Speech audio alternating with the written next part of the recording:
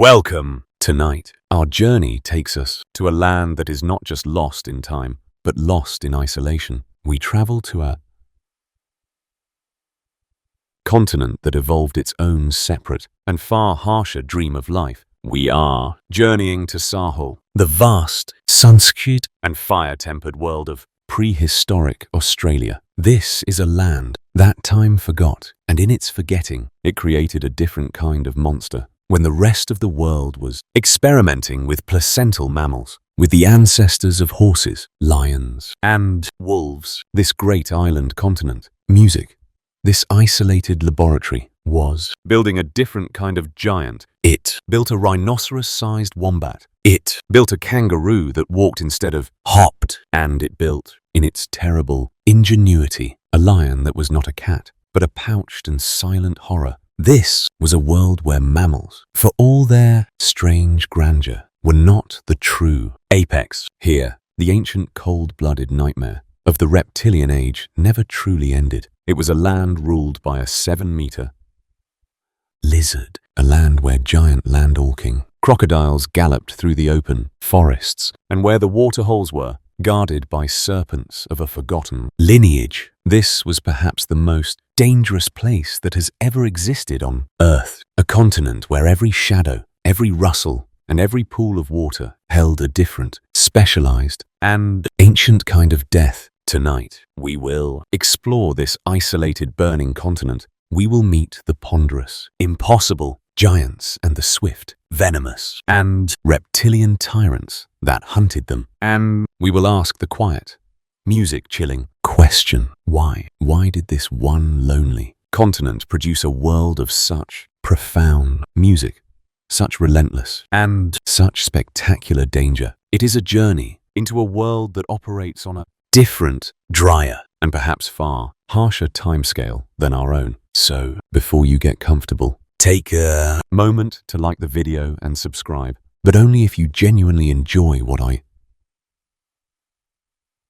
do here. And let me know in the comments where you're tuning in from and what time it is for you. Sharing this slow, burning descent into a lost time is, as always, a quiet comfort. Music now. Dim the lights. Perhaps turn on a fan for that soft background hum. Imagine it as the sound of a dry ancient wind blowing across a plain of red dust, carrying the faint, oily, and aromatic music scent of a million acres of eucalyptus. Let the familiar, safe, and fast-paced world fade away, and let's ease into tonight's journey together. Our story begins with a geological severing, a music tear in the fabric of time, while the destinies of other continents remained interlinked. This one chose a path of solitude. Nearly 50 million years ago, the landmass of Australia tore its final connection from the icy embrace of Antarctica, breaking free from the last vestiges of the supercontinent Gondwana. It began a slow, inexorable drift north into a warm and unknown isolation. This was more than a drift. It was a deep withdrawal in the rest of the world. A great revolution was writing the history of mammals, the placental mammals, the ancestors of cats, dogs, horses, and primates, were spreading, crossing land bridges between Asia, Africa, and the Americas. They competed, they clashed, they honed one another, forcing each other to become faster, smarter, and deadlier in a relentless arms race. But Australia was not invited to this revolution. It was an island continent, a vast isolated laboratory surrounded by the immense, uncrossable, and music blue deserts of the ocean. No new ideas, no new mammalian designs from the outside world could reach it. The continent was left alone with its own ancient stock, its own ancient rules. Life here would evolve to the rhythm of a different and slower metronome. This legacy of isolation became its defining truth. This would be the world of the marsupial, not the placental. Life would be carried not in the warm, secure darkness of a womb, but in the uncertain, milk-filled, semi-external world of a pouch. This simple evolutionary fork in the road changed everything. In this laboratory, A single primitive, pouched blueprint exploded to fill every ecological niche that was left vacant. The rest of the world required a lion, and so did Australia. It created a marsupial lion. The world needed a hippopotamus. Australia designed its own lumbering, pouched giant for the riverbanks. It needed a rhinoceros. Australia invented a wombat the size of one. It is the greatest and strangest monument to convergent evolution. The continent rebuilt the rest of the world in its own dreamlike music image from its own genetic clay, without ever having seen the original. But this isolation came at a cost. In the absence of competition, especially from the great placental predators, music, this ecosystem settled into a different kind of equilibrium. Evolution slowed. Good enough was allowed to win where perfect was not required. This was not a world of weakness. It was a world of naivety. For millions of years, its giants lived out their own slow, ponderous, and insular drama, unaware of the ruthless efficiency, music, the speed, and the intelligence of the world outside. It was a land that time truly forgot. The life upon it was written in a key, a musical score that the rest of the world had long since misplaced. But this laboratory was not a blank canvas. The isolation had determined the kind of life, but it was the ruthless, unforgiving nature of the continent itself that would determine its character. This was not a world of water and plenty. This was to be a world of fire and thirst. The isolation of this continent was only the first act. Music. It set the stage. But the drama itself, the brutal and specific character of its life, was dictated by the land itself. This was not a gentle, fertile, or forgiving laboratory. This was a furnace. Australia, in its long, solitary drift, had moved into a latitude of profound and ancient dryness. Music. This was a land defined not by its abundance, but by its deep music, elemental and defining scarcity. The first and most fundamental truth of this continent was its poverty. The soil itself was music ancient, tired and thin, while other parts of the world were being remade by volcanoes, by glaciers grinding mountains into fresh, mineral-rich dust. Australia had been left alone. It was a music flat, weathered and leached landscape. The very building blocks of life, the phosphates, the nitrates, music, the essential minerals were not a given. They were a treasure locked away, and music guarded jealously by the earth. This was not a land that gave life easily. It was a land that made life fight for every single molecule. This profound underlying poverty created a different kind of evolution. It forged a world of extreme efficiency, of desperate measures, of creatures and plants that became masters of holding on, of recycling, music, of defending the few precious nutrients they had managed to acquire. It was a world of slow growth, of hard bodies, of chemical warfare, and upon this poor red earth fell the second great truth, the thirst. This was a continent of spectacular geological scale droughts. The rain was not a promise, it was a rumor, a memory. The story of life here was not written in rivers, but in dry, sandy riverbeds, in salt, music pear pans, and in the agonizing patient wait for a sky that held its moisture captive. This was the great defining continental thirst. Life, therefore, became a desperate pilgrimage. The entire vast and complex ecosystem was tethered, music by a key, invisible, unbreakable chain to the few, isolated and shrinking sources of water.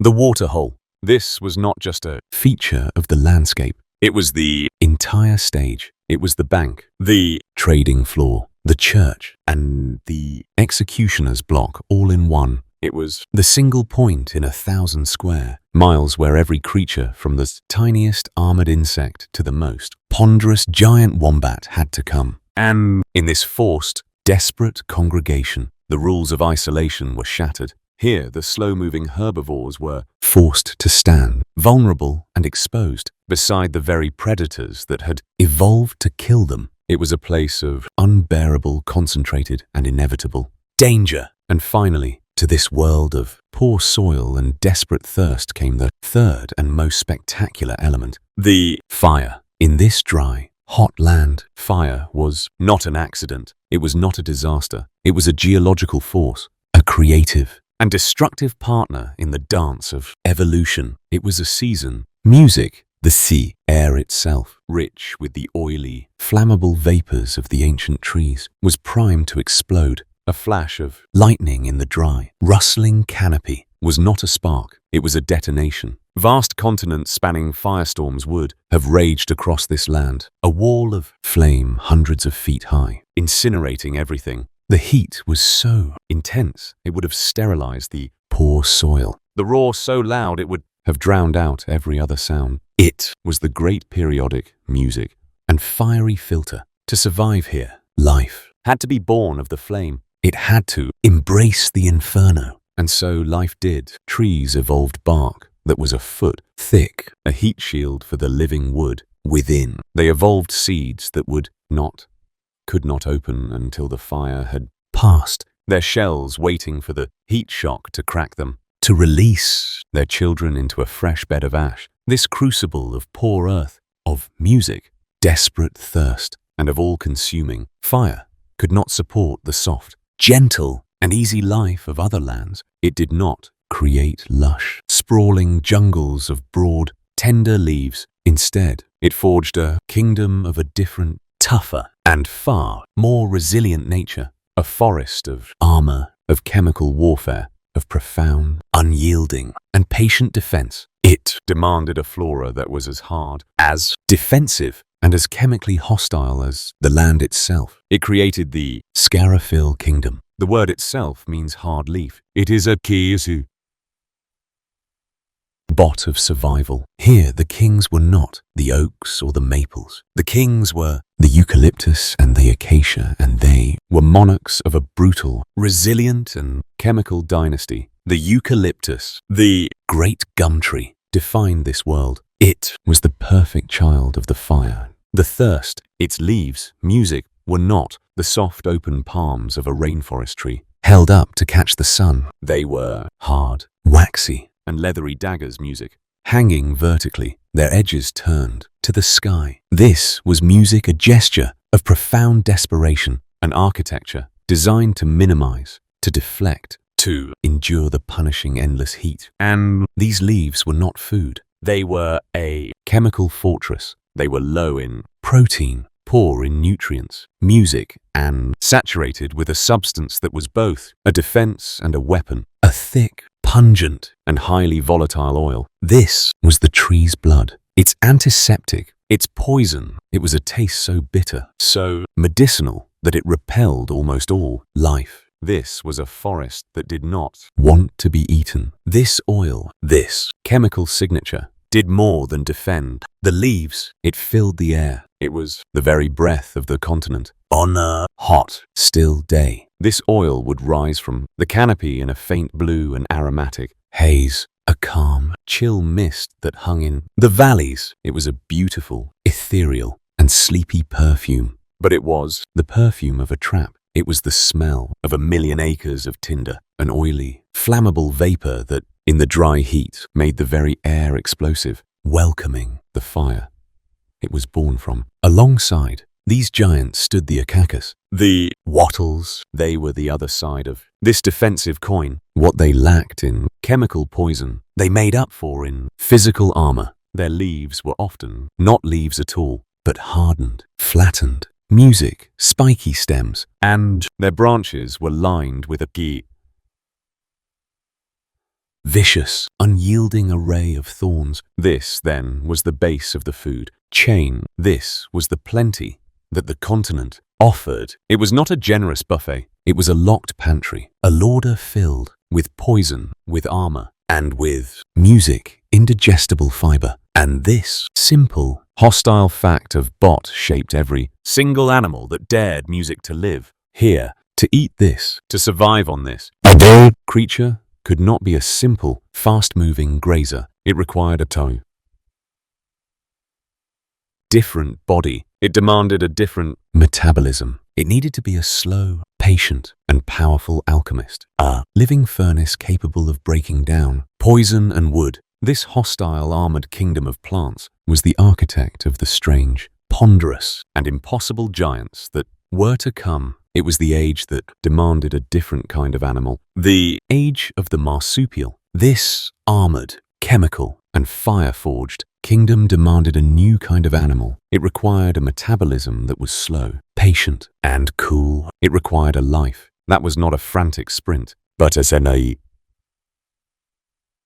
slow, cautious, and profoundly efficient marathon. It needed a creature that could endure, that could wait, and that could above all manage the profound, unpredictable, and violent risks of this burning continent. And the isolated continent in its ancient wisdom had only one template to offer. This was the age of the marsupial. This was not a choice. It was the inheritance. It was the only tool in the evolutionary box, the only blueprint that had survived the long, lonely drift from Gondwana. But this blueprint, this idea of the pouch, would prove to be the single greatest and most perfect adaptation to this world of fire and thirst. To understand why music, we must understand the difference in philosophy, the profound gamble that separates the pouched from the placental. The placental mammals, the ancestors of the lions and the wolves, and ourselves, make an enormous all or nothing bet. They invest everything up front. Music. Pregnancy is a long, costly and internal siege. A mother pouring her own resources, her own body, into a fetus that grows complex and heavy within her. It is a bet on a stable future. It is a promise that there will be enough food, enough water, and enough safety to see this long 9-month or 12-month or 20-month journey to its end. The marsupial makes a different music and far more cautious wager. Its philosophy is born of instability. The initial investment is almost nothing. The pregnancy is a brief, fleeting, and simple thing. Music and the baby that is born is not a baby at all. It is a promise. It is an embryo. Tiny, blind, pink, and impossibly vulnerable jelly bean. A being that is more fetus than music creature. Its one single heroic act is to crawl in a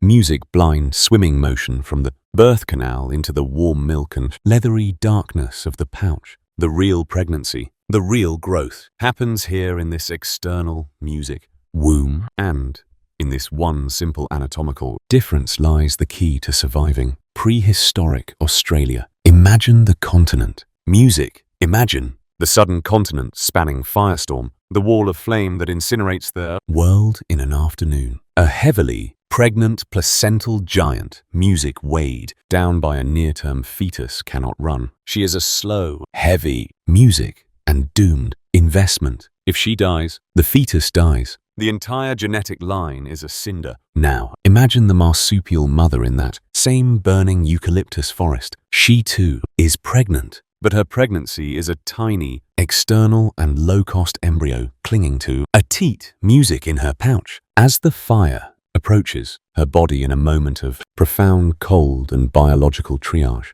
makes a terrible and necessary choice. She can abandon the pouch young. She can, in an instant, sacrifice the minimal investment, the tiny unformed jelly bean, to save the one irreplaceable thing, herself. She saves the factory. This is the grim, beautiful, and essential genius of the pouch. It is an evolutionary escape hatch in a world of constant, unpredictable, and fatal disaster. If the drought comes and the waterholes dry, a placental mother lactating for her fully formed young will starve, and both will die. A marsupial mother in that same drought can simply let her body's chemistry shut down. The milk, music stops. The tiny embryo in the pouch expires, and she, with her own precious adult music body, can walk on to find the next distant water source, to wait for the rain, and to begin again when the world is new. This one flexible, low-risk and resilient design was the only thing that could work here. And with music, this single blueprint, this one perfect adaptive tool, the marsupial lineage exploded. Music, It was the only game in town, and it filled every empty waiting stage. It became a borrower. It became a climber. It became in time a killer. But its first and greatest music challenge was to conquer the Scarfield kingdom. Its first task was to find a way to eat the poison, to digest music, the wood to grow fat on a diet of thorns and oil. To do this, it needed more than a pouch. It needed size. It needed a body that was a vast, slow-burning furnace, a living fermentation vat. The age of the marsupial was first and foremost the age of the ponderous, impossible titans. It was the age of the wombat rhino. This age of marsupial giants, born from the crucible of fire and scarcity, needed a king, and in the slow, patient and grinding logic of this isolated world, a king was crowned. It was not a creature of speed or of fangs or of armor. It was a creature of pure, magnificent and ponderous size. We call it Drodon. This was the largest marsupial that has ever lived. It was the continent's answer to the rhinoceros or the hippopotamus, a masterpiece of convergent evolution built from the most humble of blueprints. Its closest living relative is the wombat, that small, stubborn, and subterranean creature of the music night. But Depredon was a tiki-hoo. Wombat built on a different, almost mythical scale. Imagine a creature, size of a large rhinoceros, but with the thick, coarse fur, the heavy, shuffling gait, and the small leap music set, eyes of its burrowing cousin. It was a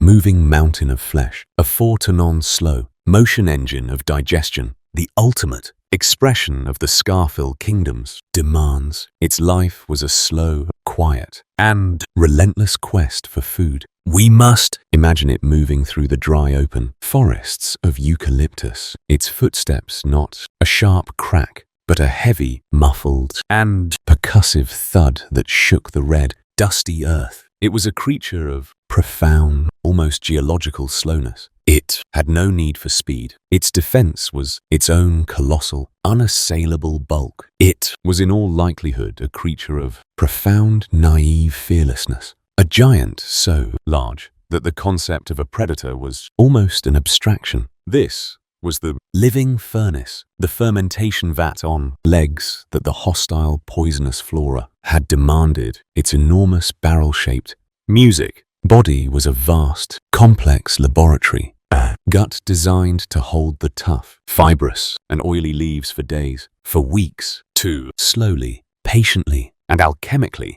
break them down to extract every last precious calorie from a diet of poison and wood. It would have moved through the hazy, blue-lit world of the gum trees like a dream, a slow, shaggy, and silent titan, its jaws armed with 2 huge, ever-growing incisors, methodically stripping the bark and leaves. It was the undisputed king of the slow world, a creature whose very presence, whose simple, daily, and ponderous passage was an act of geological patience. Its slow music, relentless consumption was a down force that shaped the very character of the forest it walked through. The life of this ponderous giant was not one of drama, but of process. It was not a life of hunts or of narrow escapes. It was a life of pure geological scale. Consumption, a slow, relentless, and unthinking pilgrimage that spanned music, decades. This creature, this living furnace, was defined by the profound, crushing poverty of the Scarfield kingdom. To fuel a body the size of a rhinoceros on a diet of indigestible, poisonous, and nutrient-poor leaves, the Depredon had only one strategy: volume. It could not afford to be a selective eater, a delicate browser. Music. It was a bulk feeder, a living harvester. Its 2 great forward jutting incisors were not tools for plucking. They were tools for uprooting. We must imagine it moving at its glacial pace through the open, hazy eucalyptus forest. It was an incessant, unstoppable eater. It consumed the world. It would have pulled up entire bushes by their roots, its massive, grinding murs pulverizing the tough, woody stems, music leaves, and bark into a fibrous pulp. It was a metabolism. That was a cool, patient, and deliberate fire. A gut that had to work for days to extract the barest minimum of energy from the toxic, music, woody mass. This demand for constant, high-volume feeding meant that its life was a journey. It could not stay in one place, and it did not travel alone. The fossil record in its cold, silent arithmetic suggests a creature of community. At sites like Lake Callabona, a vast dry salt pan, we find the remains of not one but hundreds of these giants, huddled, music together in death as they perhaps were in life. They were caught, it seems, music in the final, agonizing stages of a mega drought, the last muddy vestigages of a waterhole having become their grave. This tells us that they moved in herds, slow, shaggy, and formidable herds. We must now imagine not one but 20 of these giants moving in a slow-motion wave across the red, dusty plains. And in this we find music, the answer to their true impact, their culpability upon the land. A herd of Depredon was not just a part of the landscape, it was the landscape's music architect. Their presence was a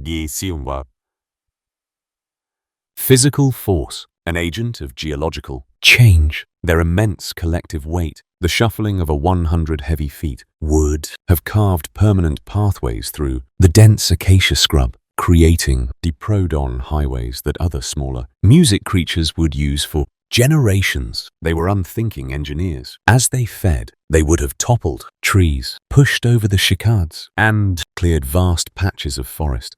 Music, creating clearings and changing the very character of the vegetation. Their passage was not a quiet one. It was a slow, crushing, and relentless restructuring of the world around them, and their greatest impact, their most profound and terrible guilt would have been felt at the place that mattered most, the waterhole. Imagine this herd driven by the continental thirst, arriving at one of the few precious and shrinking sources of water. They would have descended into the mud, their immense weight compacting the soft earth around the rim into a hard, pockmarked and lifeless pavement. They would have wallowed like giant, furred hippos, music turning the clear, precious water into a thick brown and churning soup, making it inaccessible to the smaller, more delicate creatures that shared their world. They were the kings, the ponderous, naive, and slow-moving rulers of this ancient kingdom. Their very existence, their simple daily need to music, eat and to drink was a force that made this already harsh world even harsher for everything else. They were the masters of the slow world, the heavy-footed walkers. But this kingdom, for all its scarcity, was vast, and it had room for another kind of giant, a creature that took a familiar, successful blueprint, the jumper, and forced it into a strange, new, and unfamiliar form. The image of the kangaroo is the very symbol of the Australian continent. It is a creature of grace, of speed, of the open plain, a living spring of music, muscle and tendon, a perfect adaptation for bounding across a vast, flat land. It is an image of frantic, beautiful, and efficient motion. But the Scarfield Kingdom in music, its strange and ancient laboratory, had a different and far heavier version of this design. We look into the past and we find a kangaroo that is not a creature of grace, but a creature of impossible hulking power. This was Procopodon Goliath, the giant, short-faced kangaroo. It was a titan of its kind, a being that could stand 3 meters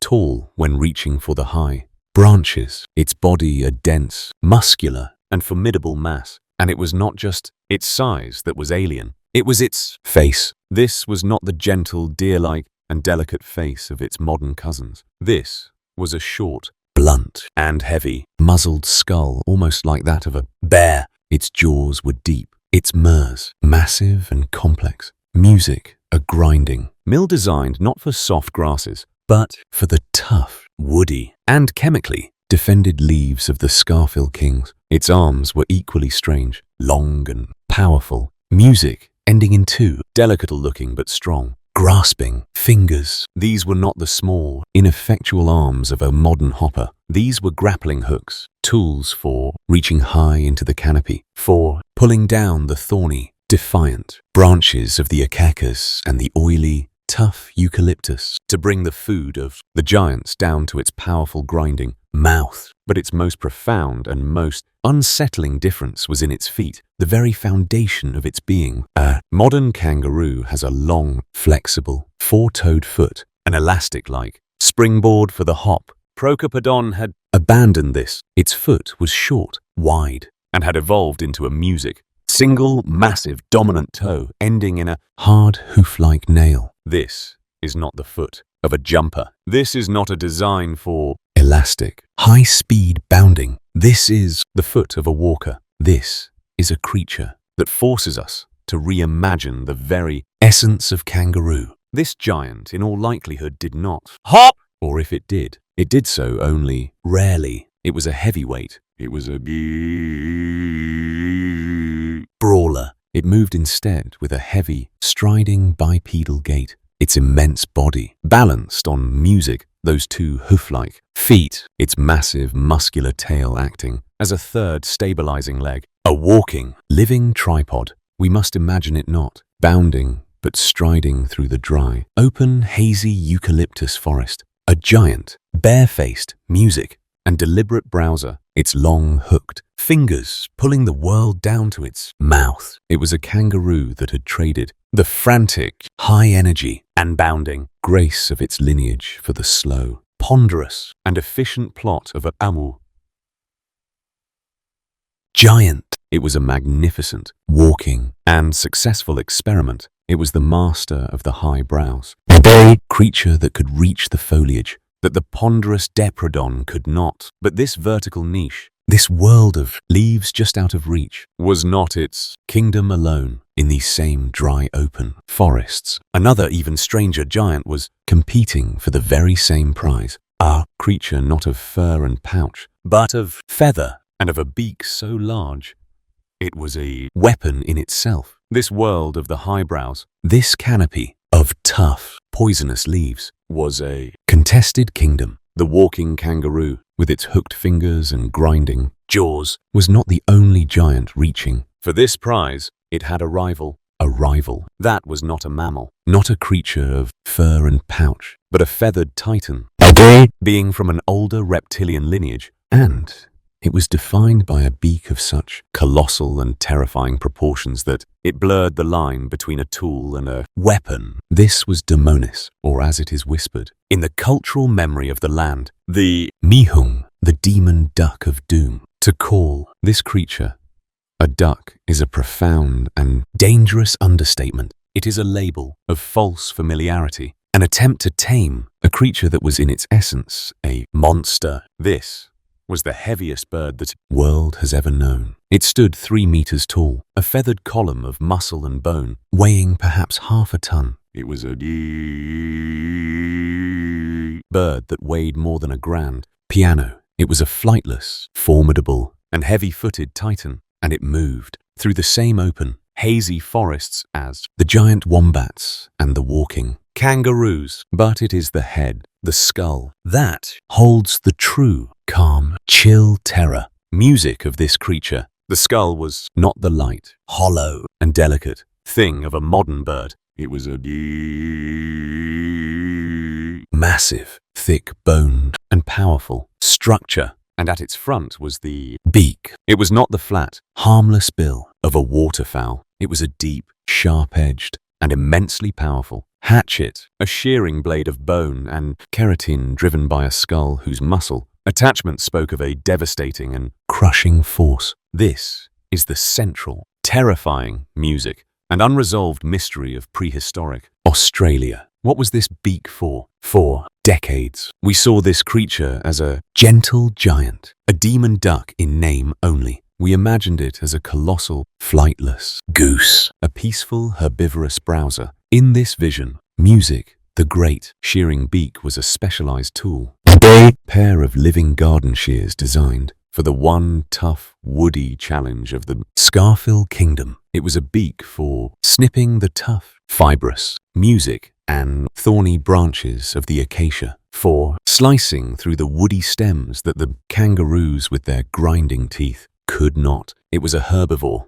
Its immense size, like that of the Depredon, just another requirement for a vast, slow-burning gut that could digest this impossible, poisonous, and unnutritious world. But this land, this isolated laboratory, is a place of brutal specialization. And there is another darker and more chilling interpretation. We look at the beak again, and we do not see a garden shear. We see a weapon. We see the beak of a predator, a hatchet, designed not for wood, but for flesh and bone. The skull, for all its music, size, has a small, simple brain case, but the architecture for its jaw muscles is immense. This was a creature capable of a bite that could shear, that could crush, that could dismember. We must now imagine this, a 3 meters tall Halfton duck that hunts. We must imagine this feathered titan moving with its heavy, thudding gait through the open forest, its head held high, its great sharp-edged beak, a guillotine held in waiting. Was it an ambush predator? Was it a creature that used its immense size and its hatchet-like face to attack those young, vulnerable, and pouch-bound calves of the Depredon? Did it stalk the walking kangaroos? Its one massive, crushing bite the end of the hunt? Or was it the ultimate, terrifying scavenger, a feathered hyena, on a colossal music scale? Its beak, the only tool in the forest capable of shearing through the thick, tough hide of a dead giant, of splitting the massive, prehistoric bones to get at the marrow within. We will never know for certain. The demon duck remains an enigma, a perfect symbol of this continent. It is a creature that is at the same music time, a plausible, peaceful herbivore, and a terrifying, music, bone-crushing carnivore. It is a creature whose very nature is ambiguous, a living, feathered question mark. Its presence in this forest, a giant that music could be either a fellow grazer or a monstrous killer, would have made this world a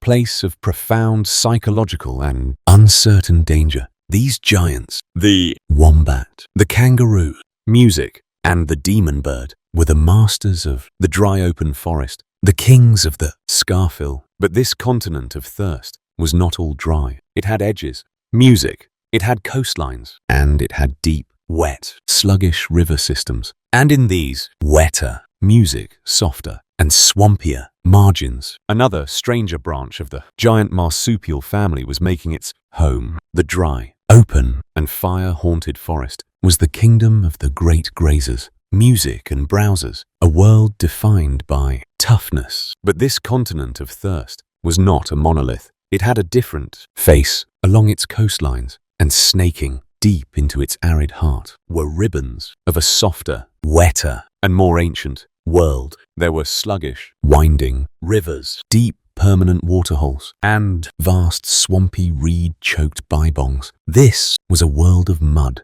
of dampness, of soft, lush, and non-poisonous vegetation. And this different, gentler kingdom demanded a different kind of giant. If the Depredon was the wombat rhino of the dry plains, this was its counterpart in the wet. We call it Zygomatururus, the marsupial hippo. It was a creature of the same ponderous, heavyweight lineage, a four-legged, barrel-chested titan, but its body was not built for the endless dry march. Its skull was stranger, heavier, its snout broader, and its teeth were not the grinders of the eucalyptus forest. They were the simpler, broader teeth of a key creature that fed on the soft, fleshy, and watery reeds, the sedges, and the roots of the riverbank. Music, but it is the head that sets it apart. The skull of Zygomatururus is a piece of strange and perhaps music defensive architecture rising from its broad, flat snout. Just in front of its eyes were two short, blunt, and horn-like projections. This was a giant four-horned hippo wombat, a creature of the swamp. We must imagine it not in the dusty blue haze of the gum trees, but in the deep green and misty music light of a prehistoric wetland. Its heavy column legs would have been caked in dark, rich mud, its thick, shaggy fur perpetually damp. Its life was one of slow, semi-aquatic patience. It was a master of the margins, the soft, treacherous boundary between the water and the land. Its presence would have been a sound of music,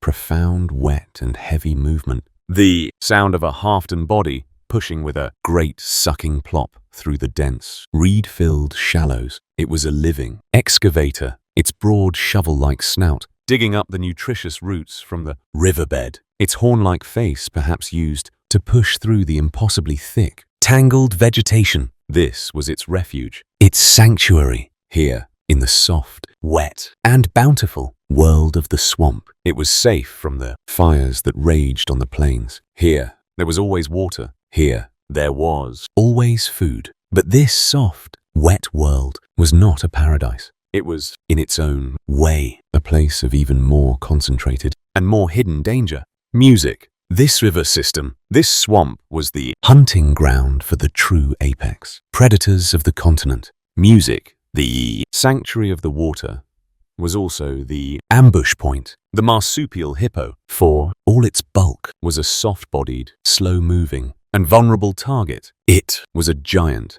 but it was a victim. And it shared this wet, treacherous, and beautiful world with another very different kind of giant. A creature that had solved the problem of survival, not with size, but with the most perfect, impenetrable, and ancient defense of all. It had built its own living and horned fortress. This world of the swamp, this soft, wet, and treacherous margin, was a place of ambush. It demanded a different kind of survival. The marsupial hippo, for all its size, music was a creature of soft flesh and thick fur. It was a target, but in these same slow and muddy waters, another far more ancient lineage had perfected a different solution. It was a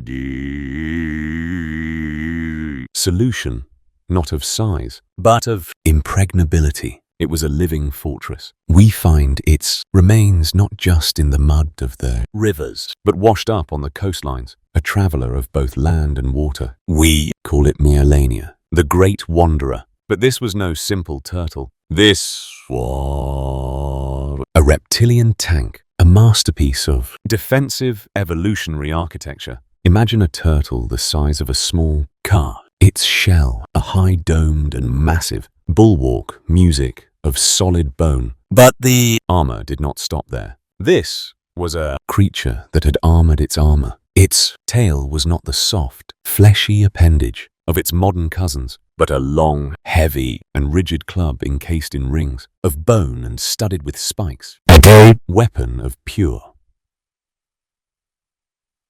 crushing defense. And its head, its most vulnerable part, was a fortress in itself. The skull was a solid helmet-like block from which two music, long curving and magnificent, horns swept backward like those of a bull. This was a head so massive, so fortified that it had sacrificed the very defining feature of a turtle. It could not retract it. It could not pull itself into its shell. It had no need to. This was a creature that did not hide from danger. It simply endured it. It was a living, walking, and horned citadel. Its entire slow-moving existence was a statement of pure passive defiance. It was a creature that by its very design told the rest of the world that it could not be eaten. We must imagine it moving with a slow, ponderous, and reptilian deliberation at the edge of the waterhole. It would have shared this space with the great furred giants, a silent, armored, and ancient contemporary. It would have grazed on the same soft aquatic plants as the zygomus, its horn impassive, head moving with a slow, tearing motion. But its very existence is a profound and chilling piece of evidence. Evolution does not build a fortress of this scale. For no reason, it does not evolve horned skulls and spiked armored clubs. In a world of peace, the Melania is a silent, reptilian witness. Its body, its perfect, impenetrable, and over-engineered armor, is a fossilized testament to the danger of this lost world. It is the perfect, defensive answer to a question we have not yet fully asked. What kind of predator, what kind of crushing bone, shattering force would make the evolution of such a creature necessary? This turtle was a masterpiece of defense, a cold-blooded ancient solution to the problem of survival. But the dominant story of this continent, music, the story of the pouched mammals, was still being written. And this strange marsupial laboratory was not just producing these new lumbering hippo-like giants. It was also taking the forms that we find familiar, the forms that survived into our own time, and it was scaling them up, transforming the gentle and the familiar into something music, heavy, strange, and gigantic. The armored turtle was an ancient, reptilian solution to the problem of survival. But the marsupial laboratory, in its relentless parallel, experimentation was not just building new forms like the wombat rhino. It was also taking the familiar, successful blueprints of its modern survivors and pushing them to a scale that feels both recognizable and deeply music, unsettling. We look at the Scarfil kingdom and we see its most famous and most specialized inhabitant, the koala. In our own time, it is an icon of gentleness, a sleepy, chemically numbed, and almost harmless creature. Music, its entire existence a slow-motion dance with the poisonous eucalyptus leaf. It is a creature of the high canopy, a living definition of specialization. But the prehistoric version of this world, this continent of giants, took music, this familiar blueprint, and as it did with everything else, it amplified it. We look into the past and we find Phascaltos stone, Sturton's giant koala. This was not the small, cuddly creature of our imagination. It was a heavyweight, a robust and powerful version, perhaps a full third, larger and significantly heavier than its modern cousin. It was the ultimate music, super-specialized eucalyptus processing machine, its body a larger, more powerful, and even slower fermentation vat music designed to extract the last desperate calorie from the most toxic of all diets. We must imagine it not as a light, aurorial acrobat, but as a heavy, ponderous climber, its movements slow, deliberate, and weighed down by its own bulk. Its existence was a slow, sleepy, and chemically induced haze, a life spent in the highest branches, methodically, relentlessly, and slowly chewing. But this extra size, this giantism, may have come at a cost. It may have changed the very nature of what it meant to be a koala. Its sheer weight may have made a life spent entirely in the high, thin branches a difficult or even impossible proposition. This giant koala may have been forced to spend far more of its time on the ground. This is a strange and chilling new image, not a treetop creature, but a walking koala, a heavy, slow-moving, and profoundly vulnerable creature, shuffling with a slow, awkward gait across the dry, open, and dangerous forest floor, just to move from one giant gum tree to the next. Music in the high canopy. It was safe, but on the ground, it was a target. It was a slow, large, and chemically numbed package of protein. It had no speed. It had no claws for defense. Music. It had no armor. It was in its essence a living, breathing, and walking meal. These creatures, these ponderous titans, the giant wombat rhino, the walking kangaroo, the demon duck, the hippo of the swamp, and this heavy walking koala were the great, slow and naive herbivores of this isolated continent. They were millions of tons of flesh, all built on a foundation of indigestible poison and thorns. They were the vast, walking and slow-moving lauder of prehistoric Australia. This ecosystem, this vast, naive, and abundant supply of prey was a giant, empty, and waiting niche. It was a banquet laid out for a hunter that did not yet exist. The land, music, in its brutal evolutionary logic, demanded a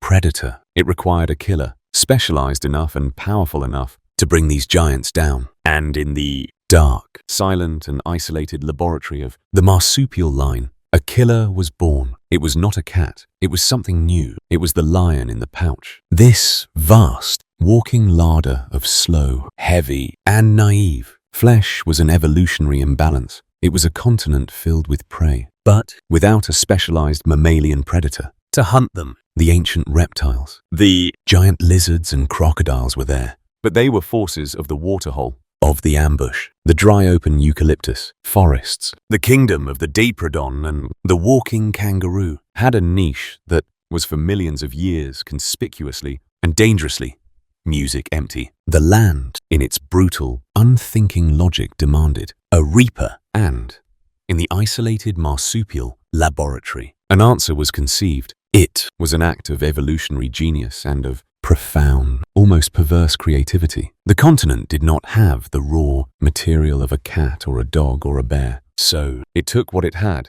It took the humble, quiet, and herbivorous lineage of the Vombativores, the ancestors of the koalas and the wombats, and in a dark, carnivorous twist, it forged a killer. This was Thylocarnifex, the marsupial lion. The name itself is a paradox, a whisper of the creature's true alien nature. This was not a lion. It was not a cat. Music. It was a pouched assassin. It was a creature with the stocky, immensely powerful, and barrel-chested build of a bulldog or a small bear. It was not a sleek, graceful runner of the open plains. Music. It was a low-slung, heavy, and muscular powerhouse, an engine of pure explosive and close-quarters power. It was a being built not for the chase, but for the ambush, for the sudden, terrible, and final confrontation. And in this we find its most chilling and most marsupial characteristic. This was a killer, perhaps the most efficient mammalian predator of its time, but it was a killer that raised its young in a pouch. We must imagine this. We must see this. Low-slung, muscular hunter, its thick fur matted perhaps with the blood of a giant kangaroo, its heavy shoulders rolling as it moves with a silent, shuffling gait through the hazy, blue-lit forest. And then we must imagine it at rest. Its music, tiny, embryonic, jellybean-like, young, blind, and unformed, feeding. Music, warm and safe in the leathery darkness of its pouch. It is a profound and deeply unsettling contradiction. It is the fusion of a killer's life with a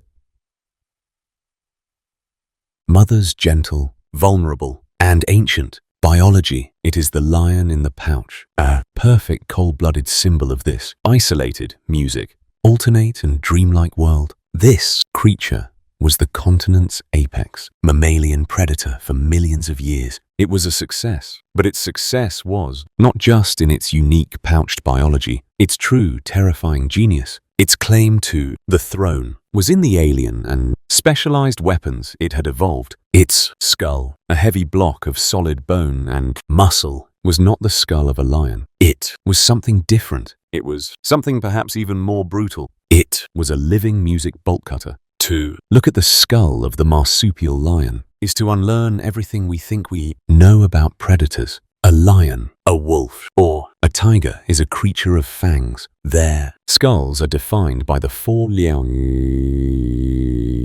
long, dagger-like canines, weapons designed to pierce, to hold, and to suffocate. They are instruments of a long, desperate, and intimate struggle. Thylo had no such weapons. Its skull is a denial of this logic. It is a heavier, blunter, and more brutal piece of architecture, where the long, elegant canines should be. There is almost nothing, just a small, insignificant peg. This creature did not hunt like a cat. It had invented a different and perhaps far more terrifying way to kill. Its weapon was at the very front of its face. Its incisors, music. The teeth that in its wombat ancestors were used for gnawing had been transformed. They had become two massive forward, jutting and blade-like shears, a pair of living bolt cutters. These were not music tools for piercing. They were tools for severing, and the power behind them was immense. The skull of Thylo is a masterpiece of leverage and force. Its cheekbones flare wide, providing a massive anchor point for the masseter. Muscles, the great closing muscles of the jaw. This was a skull that did not just bite, it crushed. Biomechanical studies of this architecture suggest it possessed the most powerful bite pound for pound of any mammal that has ever lived. It was a force that could shear through flesh, tendon, music, and even solid bone in a single catastrophic snap. This was a beefy,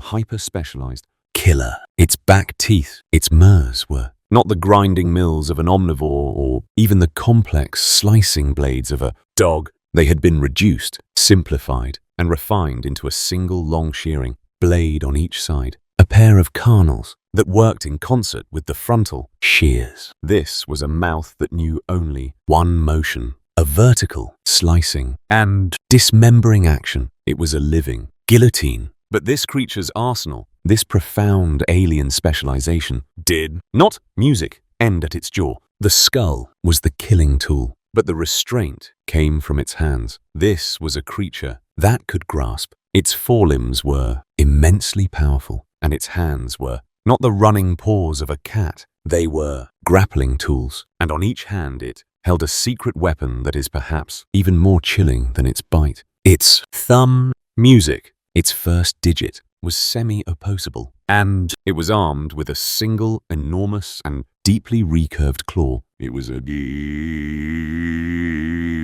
switchblade, a meat hook, a climbing pick held in a sheath of flesh until the moment of the strike. This was not a creature that chased its prey across the open plains. This was not a creature that wrestled its victims to the ground in a battle of stamina. This was a grappler, an executioner. We must now combine these two terrible weapons. We must imagine the Thyloyo, its heavy bear-like body held low to the ground, moving with a silent music, muscular grace. It does not attack the legs, it attacks the body. It rears up, its immense grappling arms encircling its victim, perhaps a giant walking kangaroo, and it holds on, and as it holds, the great switchblade claw on its thumb is brought into play. It is a tool for climbing, for anchoring, for disembowing. It is the hook that holds music, the prey fast, that negates all struggle, that locks the victim in a fatal, crushing embrace. And then, and only then, with the victim held, motionless, pinned by the creature's sheer,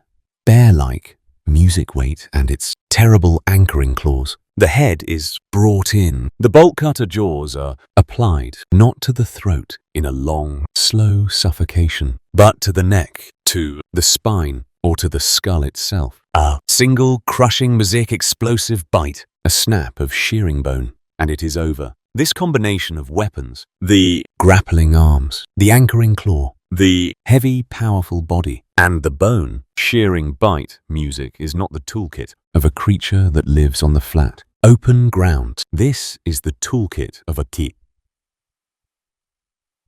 specialist. This is the toolkit of a key creature that understands the music. Third dimension. It is the toolkit of a Nakabdi, assassin that uses height and gravity as a weapon. This was not a lion of the plains. This was a lion of the trees. This creature was an ambush predator, but its ambush was not the swift, horizontal rush from the tall grass. Its arsenal, the grappling hooks and the bone shears, was the toolkit of a chow vertical hunter. This was a creature that had weaponized gravity. Thylo was the lion of the trees. We must now reimagine this hazy, blue-lit eucalyptus forest, and we must learn to look up. The giant gum trees, the amber giants of a previous age, were not just the source of food. They were the watchtowers. They were the hunting blinds, and high up on a massive horizontal branch, a music branch as thick as a man's body, the marsupial lion would wait. It would not pace like a restless, caged cat. It would lie, its heavy, low-slung, and immensely powerful body held flat against the rough, mottled bark. Its dappled, shaggy fur would have made it a living part of the tree, a grotesque, pouched, and silent gargoyle, indistinguishable from the shadows and the clumps of mistletoe. It would be a creature of profound, almost reptilian patience. Music, a 200 lb shadow waiting for the world to come to it. Its vantage point was perfect. Below it, the Drottodon highways. Music, the paths carved by the ponderous, Giants snaked through the forest. Music. This was the road to the water hole, the one inevitable path that all life in this dry, thirsty land, music, had to take. The Thylacoleo did not need to search for its prey. It simply waited for its prey to be delivered. And then sound, the dry snap of a twig, the heavy, muffled bipedal thud of the walking kangaroo procopodon as it moved in its slow browsing and naive confidence down the path, or perhaps it was a juvenile, Deeprodon, its heavy shuffling gait, slow, rhythmic and vulnerable music. Target, the creature above, its small, deep-set eyes locked on the victim, would not tense. Music, it would simply shift. It would gather its immense, coiled muscular haunches, its great, switchblade claws, the meat hooks on its thumbs sliding silently from their sheaths. The victim passes beneath. The attack was not a graceful, soaring leap. It was a drop, a heavy, calculated, and terrifying fall. A 200-pound executioner, using the full crushing force of gravity as its primary weapon, it would have landed in a jarring, heavy thump on the victim's back, a sudden unbearable weight from a silent sky. And in that first, music, chaotic instant, the fight was already over. Before the kangaroo could even register the shock, those two enormous curving thumb claws would have sunk deep into its shoulders, anchoring the predator with a grip that no amount of bucking, no amount of desperate, panicked struggle could ever hope to dislodge. The thylo was now part of it, a heavy, riding, and inescapable death. Then the execution, with the victim held fast, its spine pinned by the anchoring claws. The heavy bolt-cutter head was brought around. There was no struggle, no messy, suffocating bite to the throats. Just a single, efficient and music, catastrophic application of force. The shearing incisors would have been applied to the neck, to the base of the skull. A single sharp and powerful snap, the sound of shearing bone of a severed spinal cord, and then only the heavy, collapsing weight of the victim. The evidence for this is not just speculation. In the dark, silent caves that were these creatures' dens, we find the bones of their prey. We find the vertebrae of giant kangaroos' music, marked with the clean, precise, and unmistakable V-shapes of Owle's bite. It was a preferred, practiced, and efficient kill. This music, then, was the true terror of the marsupial lion. It was not just a hunter. It was an arboreal assassin. It was a creature that made the very air, the very shadows of the high canopy, a source of sudden and final death. It was the mammalian apex, master of the vertical ambush. But it was not the only pouched killer in this strange and competitive land. It had a rival that ignored the trees, and instead perfected a different and perhaps more relentless kind of hunt. It was the hunter that did not wait. It was the ghost that followed. The marsupial lion was a creature of the vertical, a specialist in the terrible, explosive and gravitational ambush. It was a predator of profound, concentrated power. But this continent, this vast, isolated, and competitive laboratory, had produced more than one solution to the problem of predation. It had another, quieter, and perhaps even more relentless pouched killer. This creature ignored the trees. It had no interest in the ambush. Its weapon was not the bolt, cutter jaw, nor the anchoring claw. Its weapon was time. This was Thylacinus, the ghost music hunter. We know this creature from the sad, grainy, black and white footage of the last caged survivors in the 20th century. The Tasmanian tiger, a shy, nervous, and almost pathetic creature pacing its concrete cell. We must erase that image from our minds. That was a ghost, a tiny, inbred and relic population clinging to the last cold edge of the world. The prehistoric music Thyloinus was a kiddy, different beast entirely. This was a larger, more robust music and more confident animal, a wolf-sized predator that hunted the great open eucalyptus forests of the mainland. Its body was a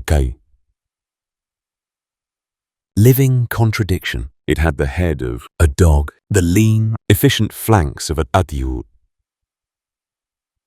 wolf, and the stiff, almost kangaroo-like tail of a marsupial. Its back music was painted with those dark, hypnotic, and beautiful stripes, and its jaw was its own strange alien specialization. It was not a jaw of power, but of capacity. It could open to a near impossible 90 degrees, gape a more designed not to crush, but to engulf. This was not a creature of power. It was a creature of persistence. It was an endurance hunter, a four-legged marathon runner, a living engine of aerobic efficiency. And its hunt was not a battle. It was a quiet, relentless, and music terrifying, psychological unraveling. The hunt would begin at dusk as the blue, oily haze of the eucalyptus forest turned a deep, bruised purple. The Thyloinus would rise. From its den, it would select its prey, perhaps a mid-sized kangaroo or a wallaby. It would not stalk. It would not sprint. It would simply appear. The kangaroo, sensing the presence, would bound music away. A frantic, explosive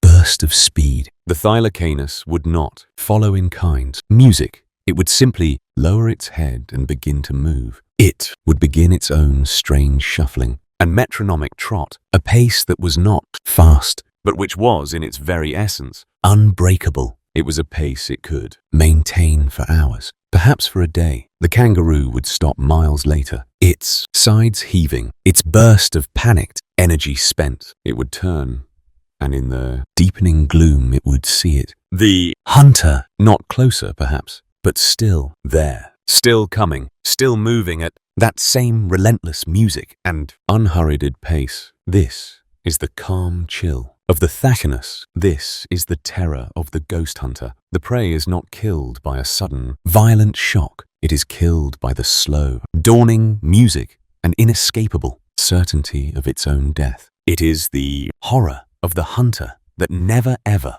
gives up. It is music, the nightmare of the creature that does not tire, that does not sleep, that does not get distracted. It is the predator as a form of pure, implacable, and patient pursuit. The kangaroo bounds away again and again, and each time its bursts of speed become shorter. Its recovery becomes longer. Its muscles, filled with the acid of its own panic, begin to fail. And each time it stops, each time it turns, the ghost is still there, still trotting, still coming. Finally, after hours of this, the kangaroo stumbles. It is utterly music and completely exhausted. It can no longer lift its own heavy legs. And the Thyloinus, in contrast, is not even breathing hard. It is a perfect aerobic machine. It approaches its exhausted victim. The kill is not a battle. It is a formality. The wide gaping jaw, that strange music. Reptilian maw opens. It is a quiet, almost surgical conclusion to a hunt that was won hours ago by the simple, profound, and terrifying power of persistence. This then was the marsupial dynasty, the Thylo and the Thyloinus, the lion and the wolf. One was the king of the vertical ambush, a specialist in explosive power. The other was the king of the horizontal pursuit, a specialist in relentless endurance. They were the apex of the pouched music experiment, the two magnificent, warm-blooded solutions to the problem of the kill. They were the royalty, the masters of this isolated continental order. But their entire kingdom, their entire million-year reign was built on a single, naive, and ultimately false assumption. They believed they were the apex. They were music, not in the silent, sun-baked world of the waterhole, in the shadows, that both of these marsupial kings were forced to drink from. A different, older, and far colder dynasty was watching music, a dynasty of scale, of armor, and of venom. The true danger of this continent did not have a pouch. It did not have fur. It had scales, and its shadow, when it fell upon the land, would blot out the sun. The pouched kings, the lion and the ghost, were the masters of the warm-blooded hunt. They were the brilliant, specialized, and successful products of this isolated mammalian laboratory. They reigned at the top of their own furred and pouched food. chain, but their kingdom was a shared one, and they were not the true, undisputed monarchs of this burning continent. Their entire world, their entire existence, music was built around the thin, precarious and muddy ribbons of water that gave the land life. And these waterholes, these oases, music of desperate congregation, did not belong to them. They belonged to an older, colder, and far more patient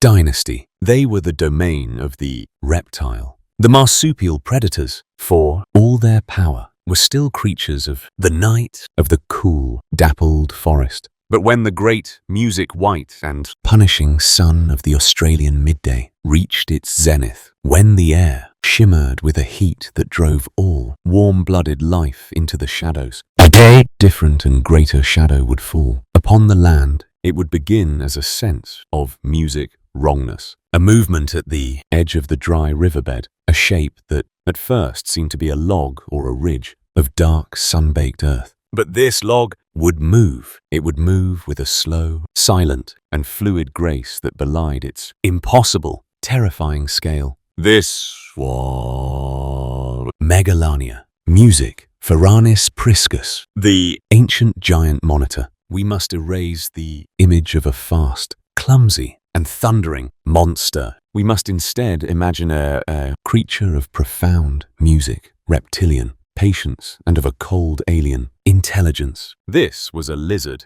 a Ghana, scaled up to the size of a large automobile. It was a 7-meter, 1-ton predator, a low-slung, armor-plated, and walking engine of death. Its presence would have changed the very quality of the light at the waterhole. It would have been an atmosphere of pure cold terror. When Megalania was present, all other life would have frozen. The herds of Depredon would have backed away from the water. The walking kangaroos would have stood paralyzed, their large, dark eyes fixed on the shadow. Even the marsupial lion, the great arorial executioner, would have given this creature a wide, silent, and respectful birth. This was the true apex. This was the super predator. It would move with a slow, deliberate, and almost arrogant confidence, its massive clawed feet gripping the earth, its heavy, muscular tail swaying in a slow reptilian rhythm. Its head, a heavy reptilian block, would lift. Music, its forked black and glistening tongue, tasting the air, reading the chemical story of the world, sensing the fear of the creatures huddled at the bank. Its hunt was not a chase, it was a choice. It would select its victim, perhaps a Zagumus, the marsupial hippo wallowing in the cooling mud,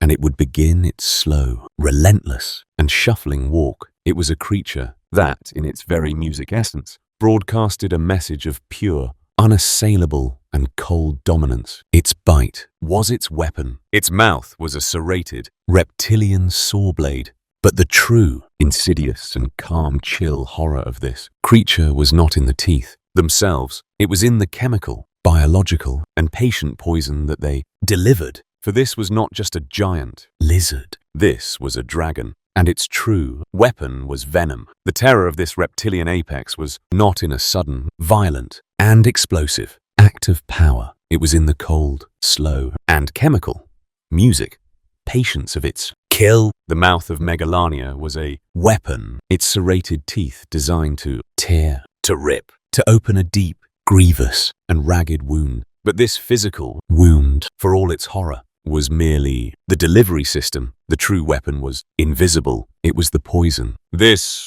was not the lightning's music neurotoxic venom of an inland taipan. A poison designed for a quick, convulsive music death. This was a different and perhaps more terrifying philosophy of predation. This was a venom of systems, a complex, alchemical cocktail, a liquid infection designed not to end the hunt, but to guarantee its outcome, regardless of the time it took. When the giant lizard struck, its bite was a chemical injection. Its venom, a potent and sophisticated brew, was released into the wound. It was a cocktail of horrors. It was a powerful anticoagulant, a substance that music destroyed the blood's ability to clot, ensuring that the wound, once opened, would never ever seal. It was a hypertensive, a chemical that caused a sudden, catastrophic, and cascading drop in the victim's blood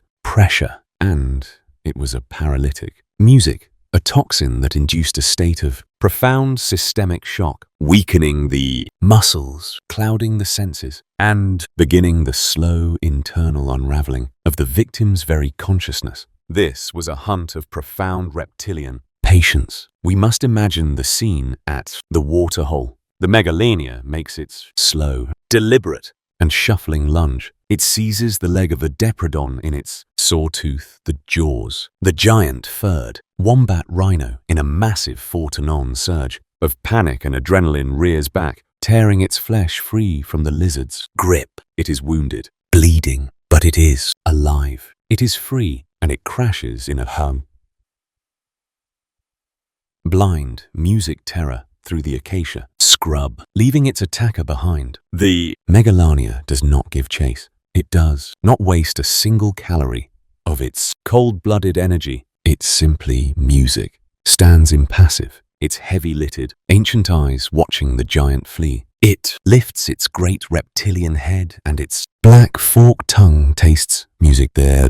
Air. The hunt, it knows, is already over. The depredon runs for a mile for two, but something is wrong. The wound in its leg, the deep, ragged and open gash, is not closing. The blood, now chemically forbidden from clotting, continues to pour, a dark, hot and constant stream. Its massive, warm-blooded heart, the very engine of its escape, is now its own greatest enemy, pumping its lifeblood out onto the red, dry earth. And then the second stage begins. The venom, the hypertensive, takes hold. The creature's world begins to spin. A profound systemic dizziness, a calm chill settles over its brain. Music, its massive tree trunk legs, the pillars of its ponderous giant body, begin to tremble. It stumbles, its body overwhelmed by a weakness that has not been earned by exertion. It collapses, its four-to-none frame crashing to the earth, not with a roar, but with a low, confused, and terrified groan. It is not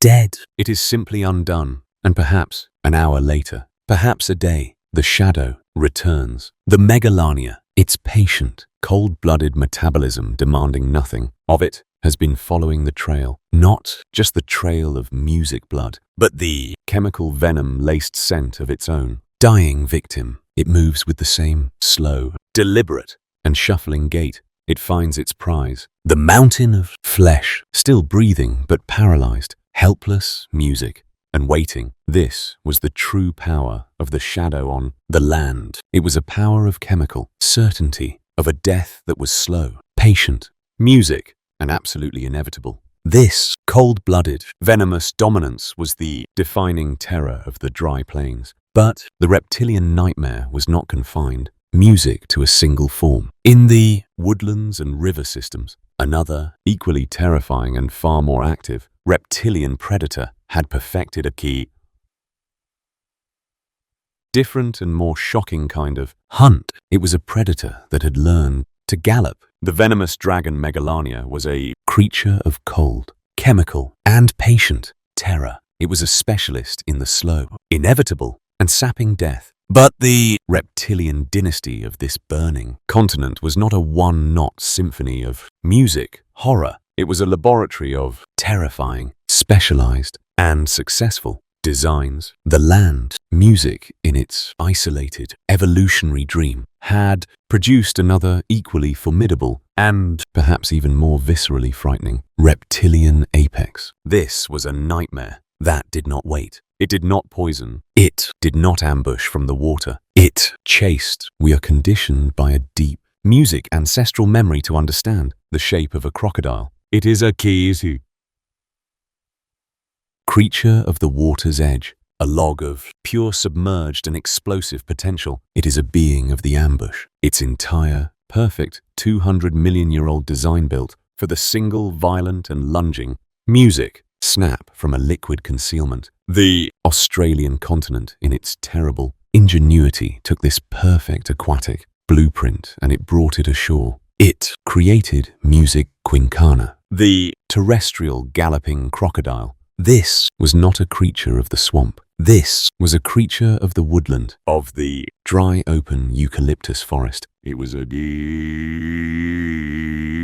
predator that had divorced itself from the water and had evolved to compete. Music directly on the open plains with the marsupial lion and the ghost hunter. Its body was not the flattened, pancake-like form of its aquatic cousins, a shape designed for hydrodynamic stealth. Its body was taller, its legs longer, and most music terrifyingly positioned underneath its body, not splayed out to the sides. This was an architecture of efficiency, an architecture built for running, perhaps for a sustained pounding and reptilian gallop. And its teeth were not the conical interlocking spikes of a water hunter, teeth designed to grasp and to drown. The teeth of quincana were different. They were flattened, serrated, and blade-like, like the teeth of a tyrannosaur. These were not the teeth of a grappler. These were the teeth of a flesh cutter, a dismemberer. We must now create a new image in our minds, a new kind of terror. We must imagine the walking kangaroo Procopodon, striding with its heavy bipedal gait through the hazy, blue-lit forest. It is wary, its large, dark eyes scanning the high branches for the shadow of the thyllicolio. It is listening, its large ears pivoting for the relentless, shuffling trot of the thylacinus on its trail. It is looking for the wrong danger from the shaded, dappled music. Thicket, a different hunter explodes. It is not a warm-blooded furred predator. It is a 9-foot, scaly, music and armor-plated reptile. Its body held high, its legs pounding the dry red earth in a shocking, powerful and galloping burst of speed. It is a crocodile on land running, and its reptilian music impassive, and ancient eyes are fixed on its prey. This was the true chaotic and terrifying nature of this continent. It was a place of overlapping nightmarish competition. A marsupial kangaroo, an animal that is already a strange bipedal experiment, is being chased by a terrestrial galloping crocodile while being stalked by a pouched bolt-cutter-jawed lion. This was a level of predation, a density of specialized killers, music, that existed nowhere else on Earth. The galloping crocodile was a fast, shocking, and active hunter, a creature that brought the reptilian terror directly into the mammalian world. It was a master of the woodland chase. But the older, more traditional reptilian nightmare, the specialist of the water hole ambush, had not vanished. It was still there. And in this land of giants, it too had evolved to a scale that was almost beyond comprehension. The galloping crocodile quincana was a creature of shocking, active, and terrestrial violence. It was a reptile that had learned to hunt like a mammal, a monster that had left the water behind. But this continent, this ancient laboratory, did not abandon its older, more primal nightmares. It simply refined them. The waterhole, that central, sacred, and terrifying stage, was not just the domain of the lizard and the crocodile. It was the hunting ground of an even older and more patient form of predator. This was the serpent. When we think of giant snakes, we think of the python or the anaconda, a creature of muscular, crushing, and familiar power. But prehistoric Australia, in its profound isolation, held a different and far older lineage. This was a snake from a forgotten dynasty, a survivor of a family known as the Madsoi, a group of primitive serpents that had once haunted the age of the dinosaurs and which had found their final, magnificent refuge here. This was Wambi, the Serpent King. This was not a creature of speed. It was a creature of pure, colossal, and patient ambush. It was a 5-meter, thick-bodied, and heavy column of muscle, a constrictor of a different, more archaic design. Its skull was not the flexible, hyperenetic, and unhinging skull of a Tishakiti modern python, a design built to swallow immense prey. Its skull was more rigid, more solid, a more primitive architecture. It was a hunter of a different and perhaps more limited gape, It was not a creature that could swallow a deeprodon whole. It was instead a tool. Specialist in the ambush. We must imagine it. It did not hunt in the dry forest. Its entire cold-blooded and patient existence was spent in the cool, dark, and still water of the permanent bybongs, the deep, isolated pools that were the continent's last refuge. It would lie, submerged, its entire massive body, a dark, coiled, and invisible shadow on the muddy floor. Only its head, its impassive music, reptilian eyes, would break the surface, disguised as a piece of floating dead wood, a dark, unmoving knot on the water's skin. It was a living, breathing, and sentient trap, and its patience was absolute. It was a patience born of a cold-blooded metabolism, a day creature that could wait unmoving for a week, for a month, for the single, perfect, and unsuspecting moment. A wallaby, or perhaps a procopodon. The giant walking kangaroo would approach, driven by the continental thirst. It would lower its heavy, short, muzzled head to the water's edge. The explosion was instantaneous. It was not a chase. It was a lunge. The water's surface would shatter, and the dark, heavy, and muscular coil would erupt, its rigid, backward curving teeth music sinking deep into the victim's face and neck, Clear's throat, and in the same fluid and terrible motion, the rest of the body would follow a thick, muscular, and living rope, coiling with a crushing hydraulic power around the kangaroo's chest, music, its arms, its neck. The kill was not a bite. It was an embrace, a slow, methodical, and suffocating pressure. A living vice that did not break bones. Music, but simply, relentlessly, and quietly extinguished the breath. It was the music, ancient, silent, and suffocating terror of the waterhole. The Wambi was the undisputed master of this slow, constricting, and submerged ambush. It was a giant, primitive, and terrifyingly successful hunter. But it was not the only giant hunter in these waters. It was not the only creature that waited. Music, disguised as a floating log, for all its power. The Serpent King was forced to share its dark, muddy, and life-giving kingdom. It shared its throne with another far more powerful and even more ancient music, reptilian monarch. It shared the water with the true tyrant of the river. The Serpent King Wanambi was a creature of profound, primitive, and patient terror.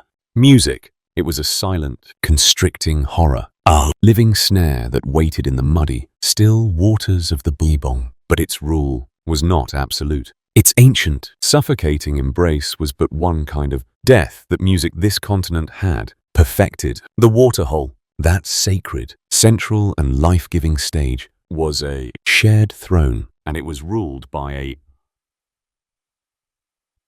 monarch of a different, more ancient, and far more brutal dynasty. This was a creature that had been designed by 200 million years of evolutionary perfection. It was a design that was already ancient before the first mammals had ever evolved, a blueprint of pure, explosive, and aquatic power. This was the crocodile, and in this land of giants, it too had grown to a scale of impossible, monstrous, and tyrannical proportions. We must imagine a creature far larger, far heavier, and far more powerful than even the most formidable modern saltwater crocodile. This was Polymarchus, the all-ruling crocodile, a true tyrant of the river system. This was not a subtle hunter. It was a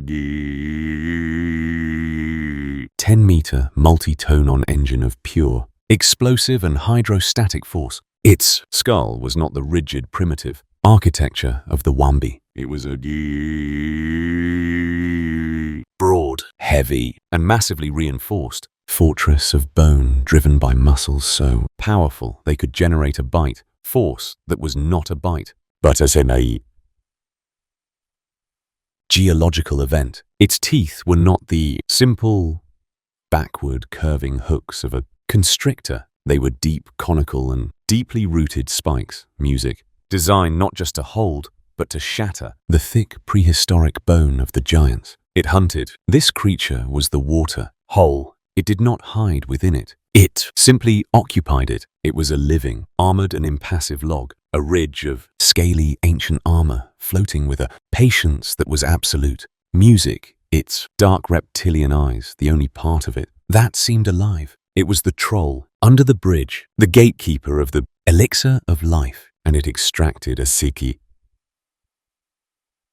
terrible bloody toll on every creature that dared to approach. The Wanambi was a specialist in the kangaroo-sized prey. Palimnarchus was a specialist in the absolute. We must imagine the scene. The great ponderous Fortanon Deprodon. The wombat rhino is driven by the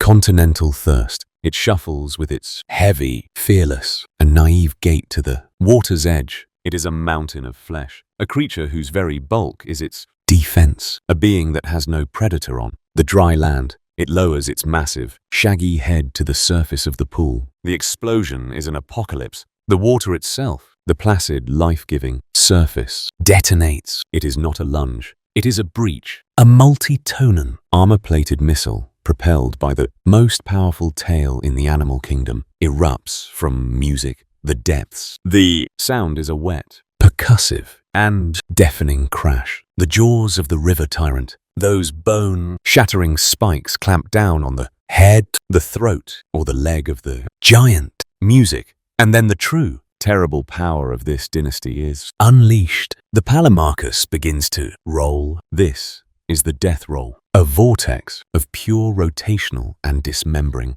Music talk. It is a force designed to negate the very concept of strength. The Drodon, for all its 4 tons of muscle and bone, is helpless. It is an act of pure, brutal, and efficient physics. The crocodile spins. Music, its entire massive and powerful body can be living propeller, and the giant furred body of the marsupial titan is torn apart, dismembered in the churning, bloody and muddy water. This was the true inescapable horror of prehistoric Australia. It was a land of profound, concentric and overlapping dangers. To survive, a creature had to be a master of its own element. The Diprotodon was the king of the dry open forest. But to live, it had to enter the world of the river tyrant. And in that world, it was not a king, it was food. This was the terrible reptilian blockade that defined the continent. The land was ruled by the venomous shadow of Megalania. The water was ruled by the explosive, bone-shattering terror of Palimnaris. Music, it was a continent held hostage, a kingdom pinned between the dragon and the deep, the great giants, the lumbering, slow-moving titans of this reptilian dynasty had claimed the ground and the water. They were the masters of the horizontal plane. But this continent's capacity for reptilian danger was not so limited. The land, music, in its endless competitive laboratory had not just created giants. It had also, in a final, insidious music twist, made the danger 3-dimensional. The reptilian threat was not just on the ground or music in the water. It was also in the trees. The reptilian dynasty had locked the continent in a grip of cold music. Ancient terror. The ground, the dry, sun-baked plains, belonged to the venomous shadow of Megalania. The water, the precious muddy lifeblood of the Bebongs, was the execution block of the river tyrant, Palimnarchus. The giants of this world were pinned horizontally between these music too, colossal and inescapable nightmares. It would be a comfort then to imagine that there was an escape, that there was a refuge, that the high canopy, the vertical world of the great eucalyptus trees was a safe mammalian kingdom. This was the hunting blind of the thylo, the marsupial lion, a warm-blooded, pouched assassin. It would be a comfort to believe that this auroral world was its own, uncontested and safe domain. But this continent, this isolated reptilian laboratory did not permit such simple refuse music.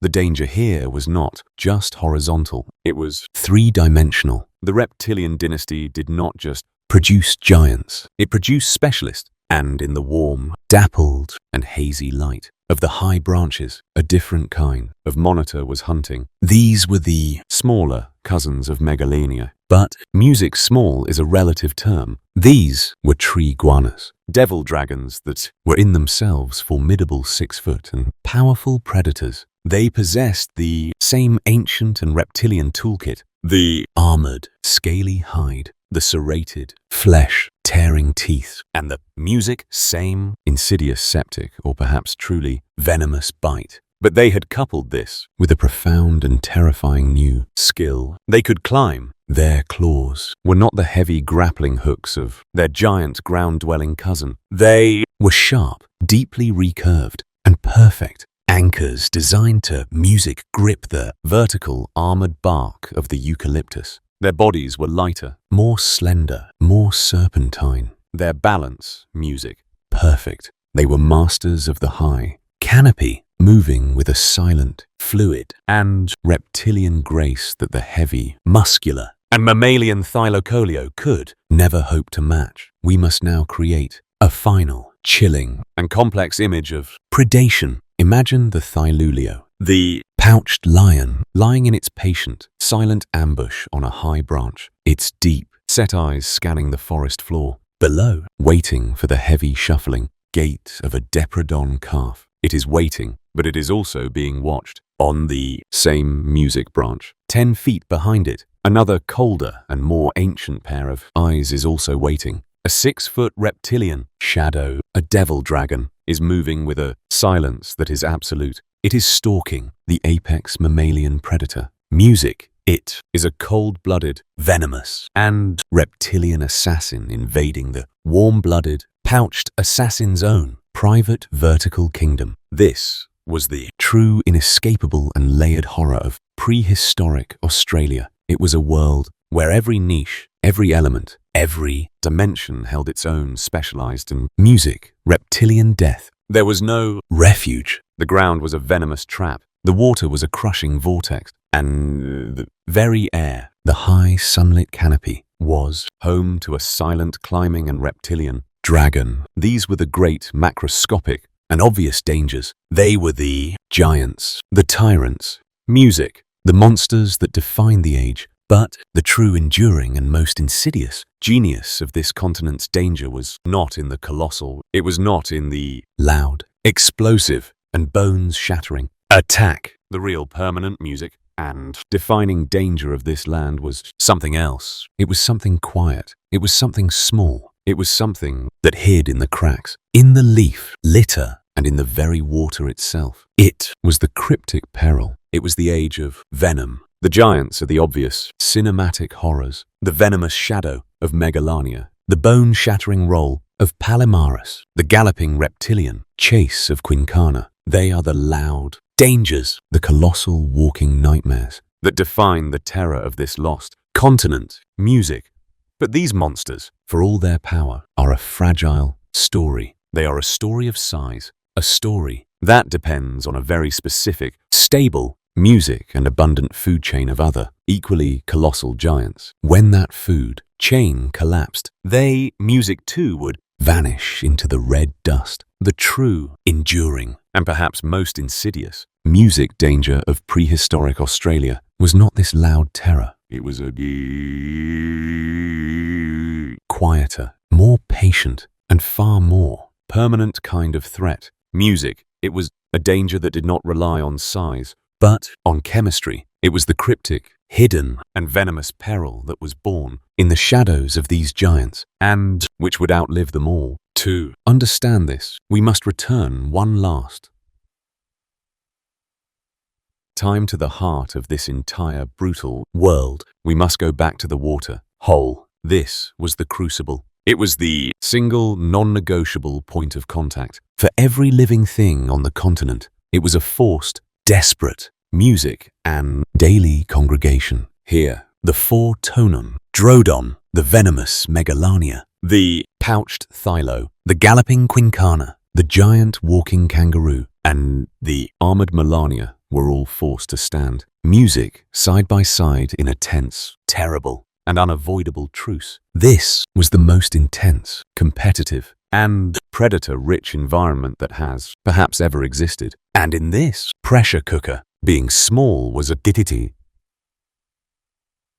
profound and almost always fatal disadvantage. In this world of giants, to be small was to be stepped on, to be ignored, to be a victim, unless you had a deterrent. In this world, a small creature could not win a fight with strength. It had no chance against the crushing reptilian jaws or the heavy marsupial feet. It had to evolve a different kind of power. It had to evolve a power that was disproportionate to its size. It had to invent the great equalizer. It had to invent venom. In this crowded, music, terrifying and desperate arena of the waterhole, a bite from a small, non-venomous snake was an irritation. A bite from a small venomous snake was a crisis. A small brown spider in the leaf litter was a minor inconvenience. A small brown and neurotoxic music spider was a fatal misstep. This, then, is the secret of modern Australia. The reason the continent is to this day overflowing with the most potent and deadly venoms on the planet is not an accident. It is a legacy. It is a living, chemical memory of the time of giants, the venoms of the modern taipans, the brown snakes, and the death music.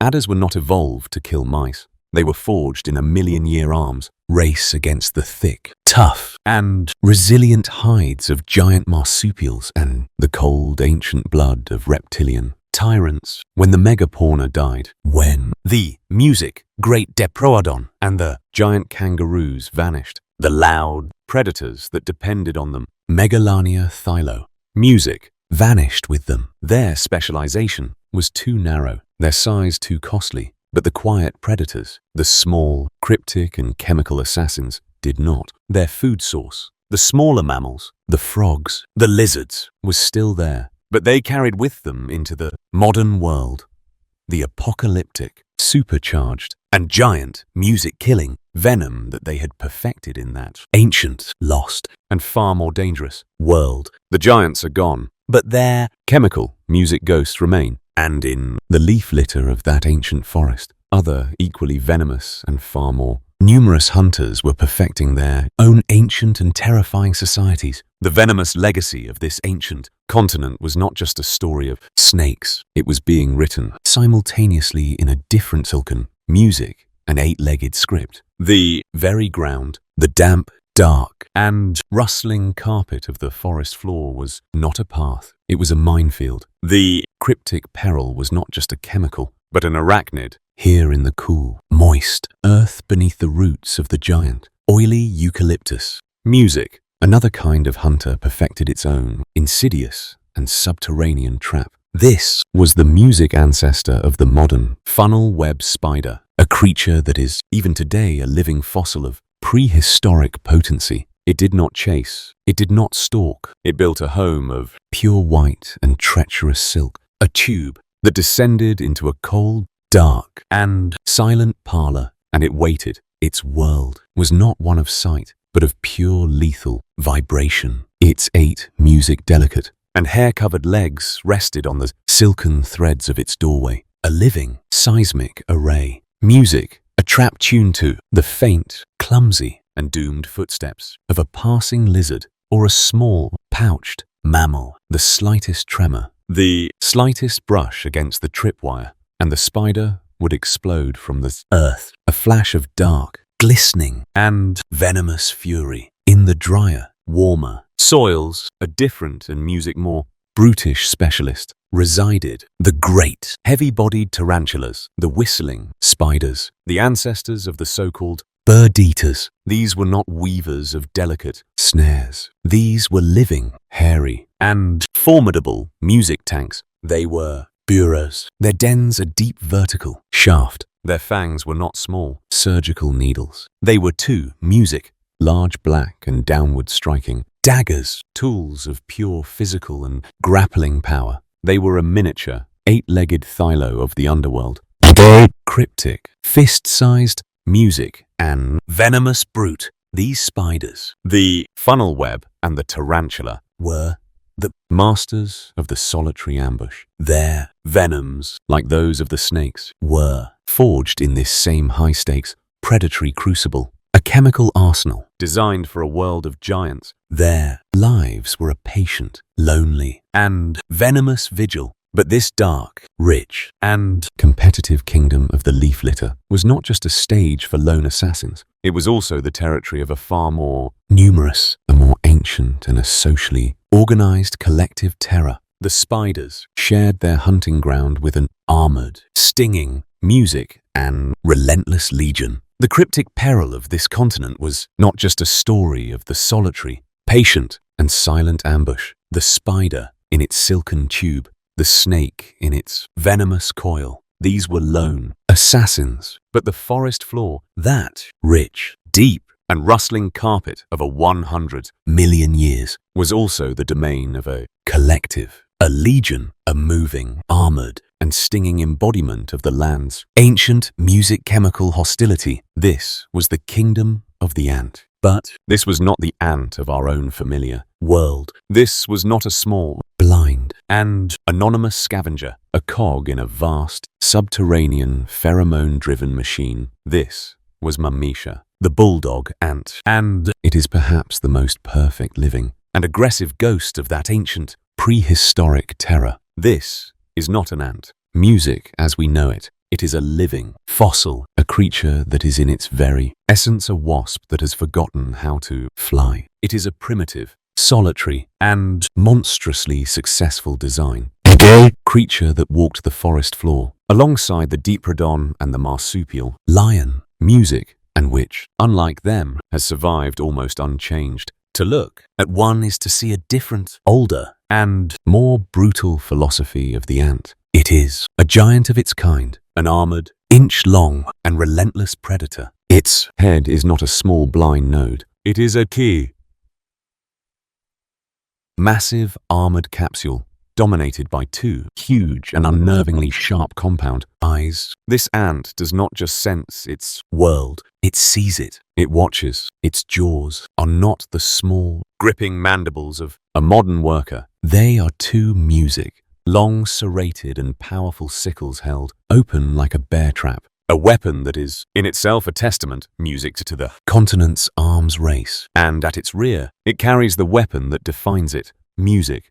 It does not just bite, it stings. It possesses a long, powerful, and hypodermic stinger, a direct evolutionary inheritance from its wasp ancestors, and it is a stinger that it uses with a chilling, calculated, and ferocious efficiency. This is not a scavenger.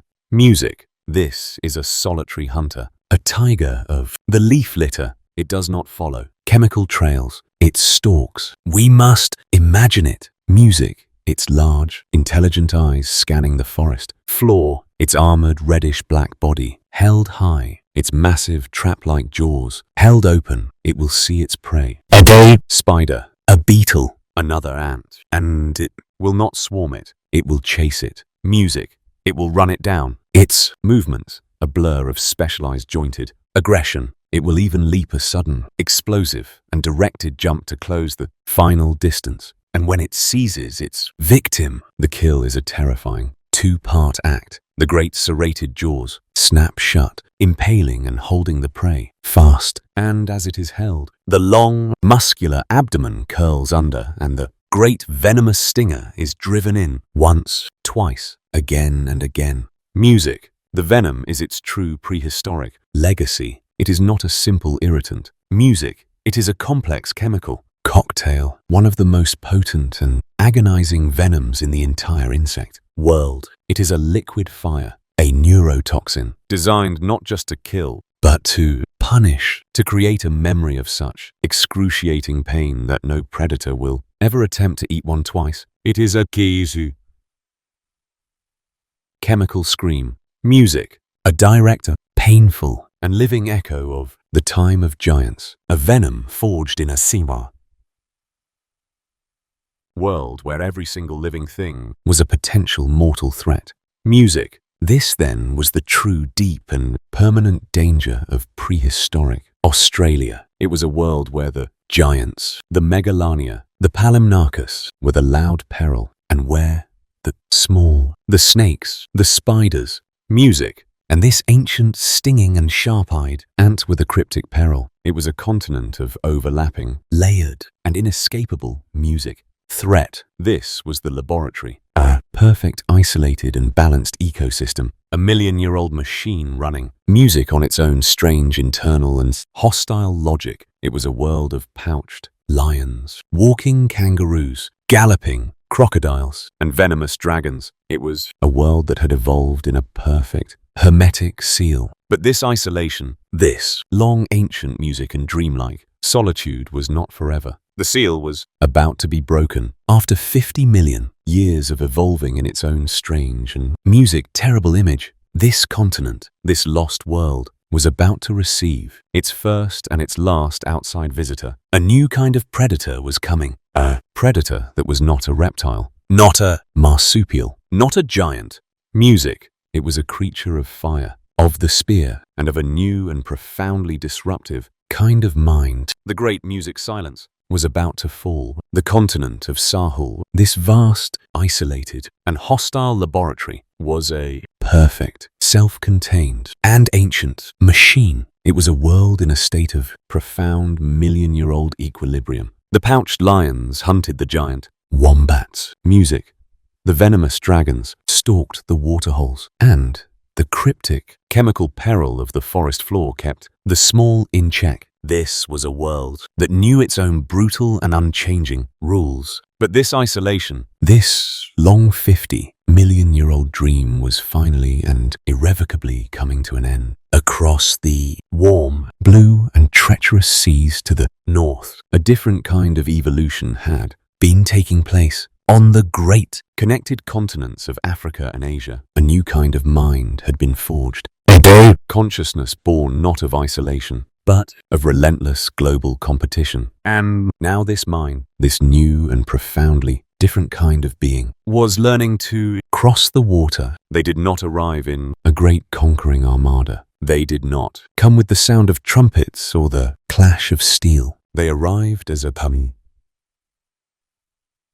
whisper, perhaps a single small family, carried on a simple woven raft, a vessel of pure audacious hope pushed by a storm, or by a dream, or by a simple curious and unthinking drift. They were in their physical form unimpressive. They were small, soft-skinned, and vulnerable. They had no pouch. They had no venom. They had no armor. They landed, perhaps 65,000 years ago on the northern, tropical shores of this new music and terrifying continent. They were the first Australians, and they carried with them two things that this ancient, isolated world had never ever seen before. They carried a new and profoundly collaborative kind of intelligence, and they carried a new and profoundly different kind of fire. The continent, of course, knew fire. It had been born of it. The fire of this land was a geological force, a wild elemental and chaotic event, a wall of flame born from a random lightning music strike. It was a fire that consumed, that sterilized, that erased. The fire that these new, small, soft-skinned mammals carried was not a force. It was a tool. It was a fire that was not wild, but tamed. It was a fire that lived at the end of a stick. It was a fire that could be carried, that could be controlled, that could be created at will. This was not a fire of chaos. Music, it was a fire of intention. As these first small and profoundly intelligent groups began to move to explore this new and giant-filled music land, they brought this tool with them, and this small handheld intentional flame was a weapon music more powerful, more disruptive, and more transformative than all the venomous fangs and crushing jaws of the reptilian dynasty combined. This was the fire that would in time unmake this ancient isolated world. It was the fire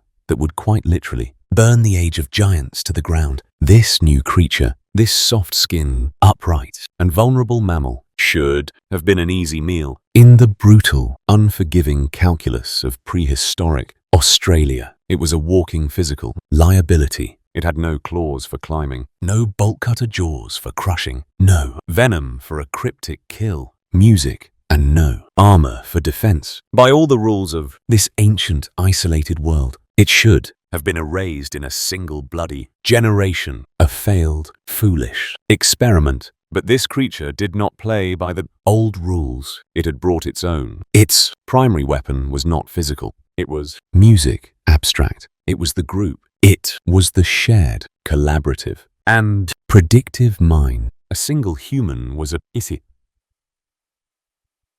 victim, a group of 20 humans all moving, with a single shared and communicated plan was a force this continent had never ever seen. And this mind, this collective consciousness had forged new, external weapons, extensions of its own collaborative will. The first was the spear. This was not just a sharp stick, it was a projectile. It was the mastery of a new and revolutionary concept, the ability to kill at music a distance. The Filicolio had to drop from a tree, its kill a close crushing and high-risk embrace. The Megalania had to deliver, its venom with a personal flesh-tearing bite. The Palimpnaris had to seize it and its prey in a wet, music-churning, and intimate vortex. These new, small predators did not need to touch their prey to kill it. They could, music, stand in relative safety 50, perhaps 100 feet away, and hurl their intention there. Sharp fire, hardened and stone-tipped, points through the air. We must imagine a hunt, a herd of precopton, the giant, hoof-toed walking kangaroos. They are wary, their large dark eyes scanning the high branches for the marsupial lion.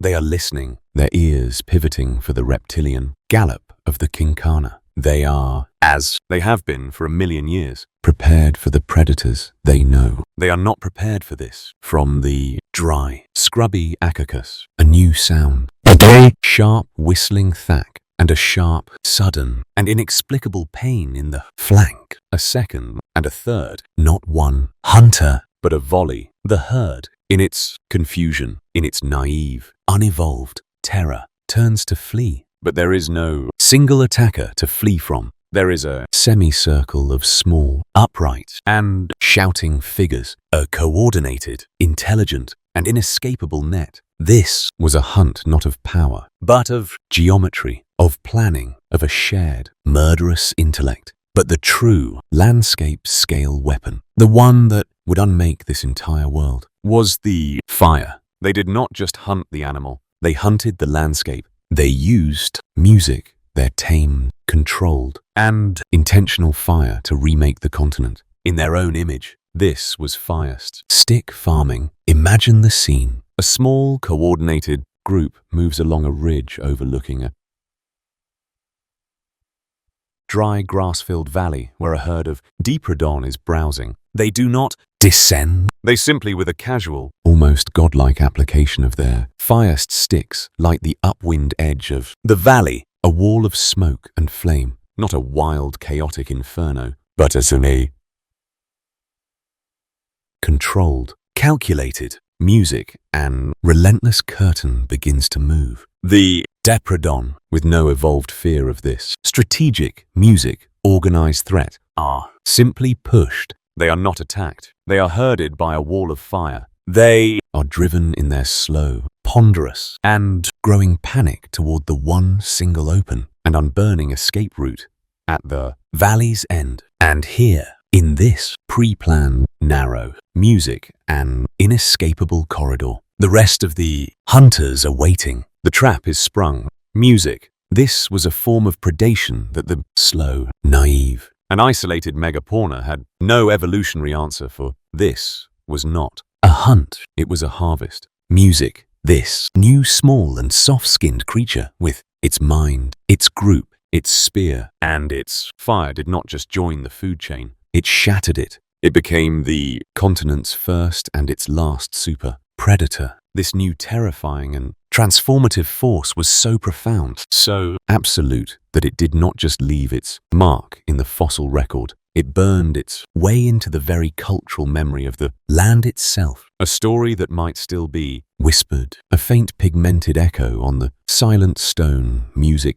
canvases of the ancient rock. This new super predator, this small, soft-skinned and fire-wielding mammal was not just a hunter, it was a witness. It was the continent's first and only chronicler, the only being with a mind, complex enough to remember, to record, and to process the profound, terrifying, and giant-filled music world it had just entered. The sheer visceral and foundational shock of this encounter of sharing a world with walking kangaroos, pouched lions, music, and venomous car-sized dragons was too profound to be forgotten. It was an experience that would burn itself into the very core of this new creature's consciousness. It was a memory that had to be passed down, and so they created a new kind of fossil record. It was not a record of bone-preserved music in stone. It was not a record of flesh preserved in amber. It was a record of memory, preserved in story, in song, and in pigment. This is the dream time,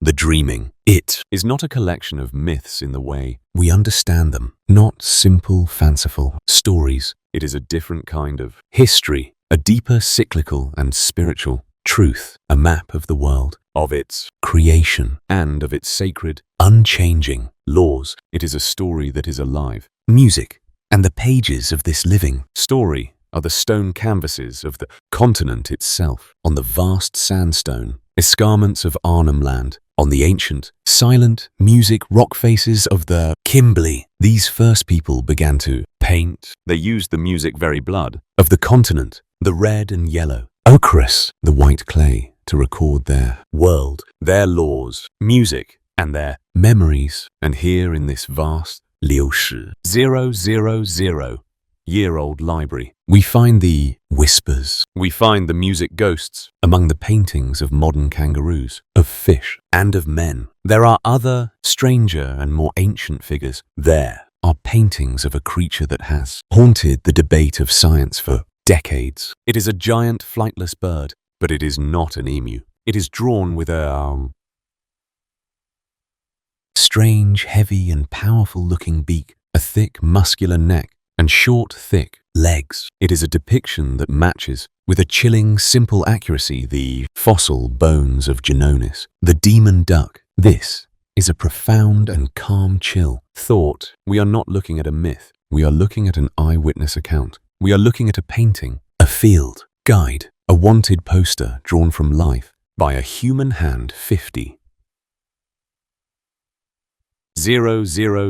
years ago. It is a music portrait of a monster, a cultural memory of a hunt, a pigmented ochre echo of a creature that has, music, been extinct for millennia. And if they painted the demon duck, what else did they paint? What else did they remember? The search becomes more speculative, more dreamlike. The whispers fainter. We search for the shadow of Megalania, the 7-meter dragon. We search for the galloping crocodile, Queen Kana. And here the evidence becomes tangled in the profound, sacred, and complex tapestry of the dreaming itself. We find in the art and in the stories the rainbow serpent. This is one of the most powerful, most ancient music, and most universal of all the dreaming figures. It is a vast reptilian and creative god, a being of immense power, a serpent that is not just a serpent but a force of nature. It is a creature that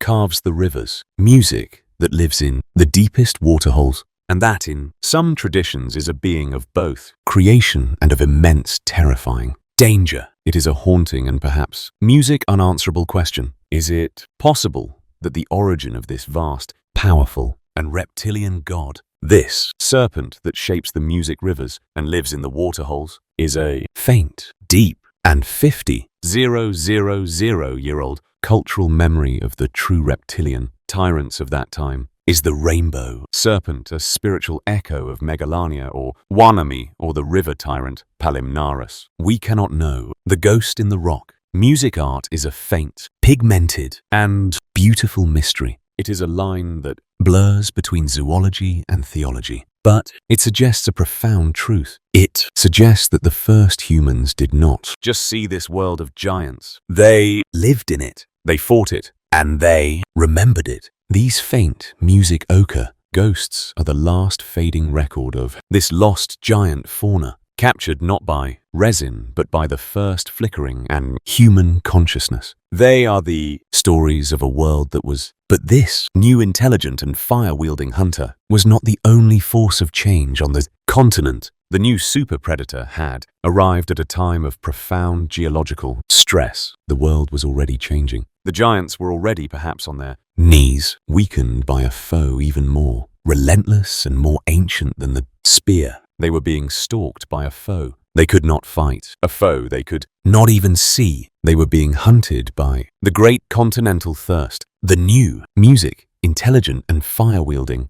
predator was a profound, disruptive and revolutionary force. It was a mind that this ancient naive continent had no evolutionary answer for. But the hunter, for all its deadly ingenuity, may not have been the executioner. Music, it may have simply been the opportunist that arrived at the end of a much larger and far more impersonal execution. The giants, for all their power, were already in a world of profound geological trouble. The super predator had arrived at a time of deep systemic and planetary change. The continent was not just being hunted, it was dying. The world was growing colder. Far to the north and south, the great ice ages of the Pleistocene were in full glacial motion. Vast continent-sized music, sheets of ice miles thick, were locking up the planet's fresh water, pulling it from the oceans and the sky. The entire global climate was becoming drier, harsher, and more volatile.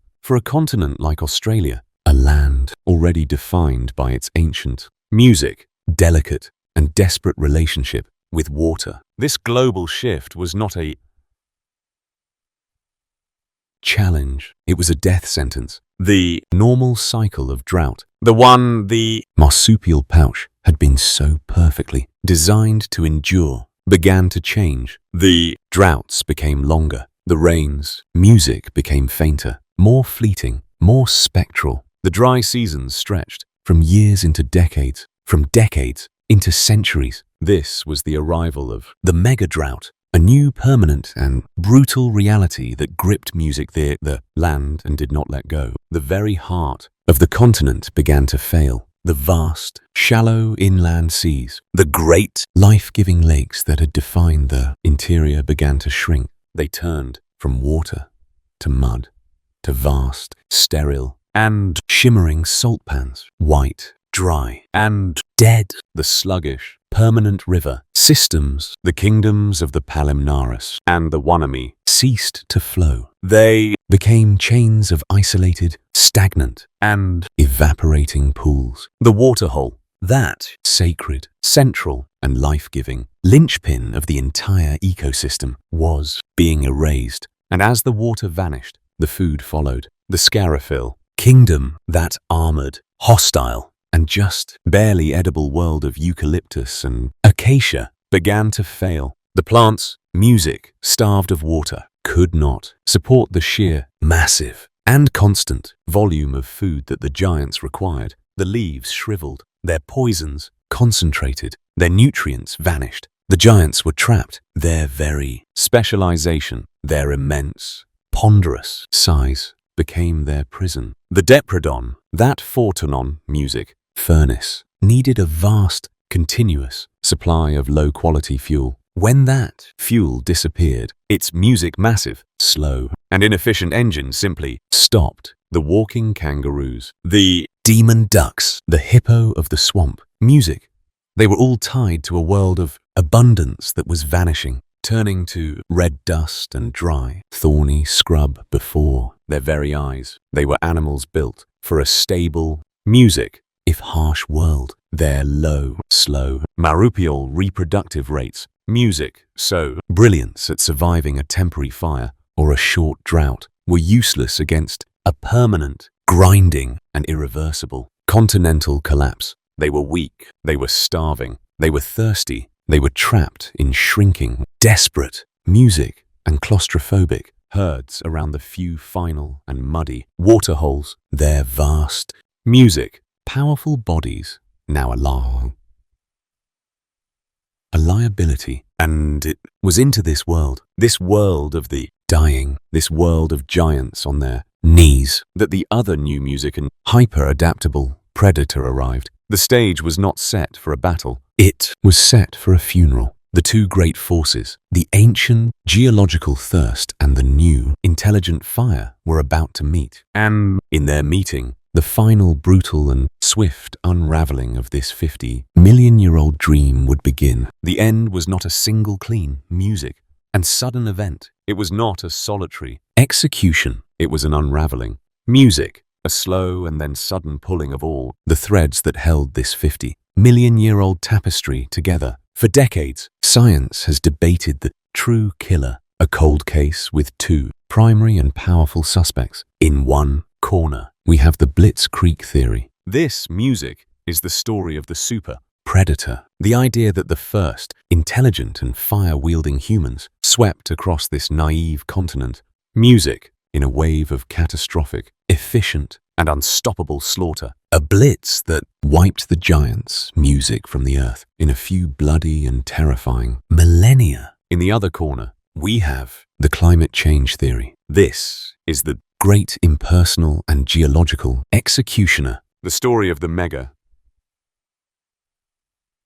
drought, the slow, grinding, and relentless thirst that starved the giants, dried their world, and collapsed. Music their ecosystem long before the first human ever stepped ashore. We have searched for a single simple and satisfying music answer, but the truth, as it is written in the red, dusty earth, is rarely simple. It was not one or the other. It was both. It was a perfect, terrible, and unsurvivable storm. It was a 1-2 punch that the ancient, isolated, and slow-moving world had no evolutionary answer for. The climate, the great slow geological thirst, was the first blow. It was the body shot. It weakened the entire system. It starved the giants. It shrank their habitat, and it concentrated them in desperate music, hungry and vulnerable herds around the few final evaporating pools of water. The giants were on their knees. The ecosystem, a hollow, brittle, and music-dying thing already poised on the very brink of collapse. And it was into this world of the weak, the dying, and the desperate,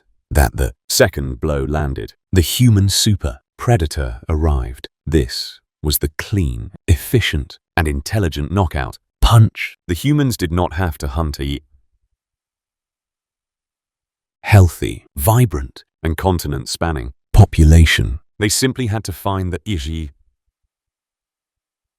last muddy waterhole. They simply had to harvest the final starving and trapped survivors. And their firest stick farming, their revolutionary landscape scale music tool, was the final ecological nail in the coffin. The fires they set did not just hurt the animals. They changed the plants. They burned away the diverse, ancient, mixed forests of the Scarful Kingdom and promoted a new, simpler, and more aggressive flora. The fire adapted grasses for the specialized browsers, the daprodon and the walking kangaroos, whose entire bodies were built to eat the woody shrubs. This was a final dietary starvation. Their food was gone, replaced by a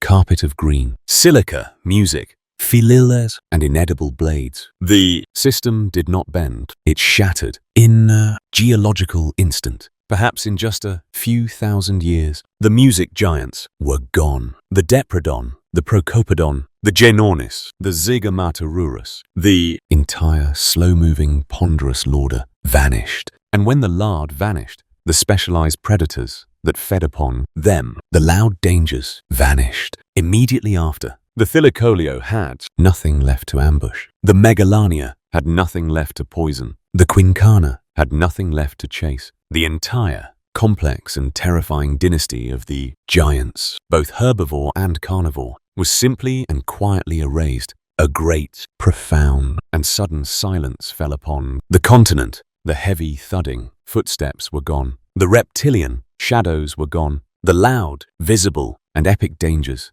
of prehistoric Australia were over. Music, but the other danger, the cryptic peril, the small, quiet, and chemical assassins, that did not depend on the giants for their survival, did not vanish. They endured. The giants were dead, but their world, their venom, their ancient chemical ghosts remained.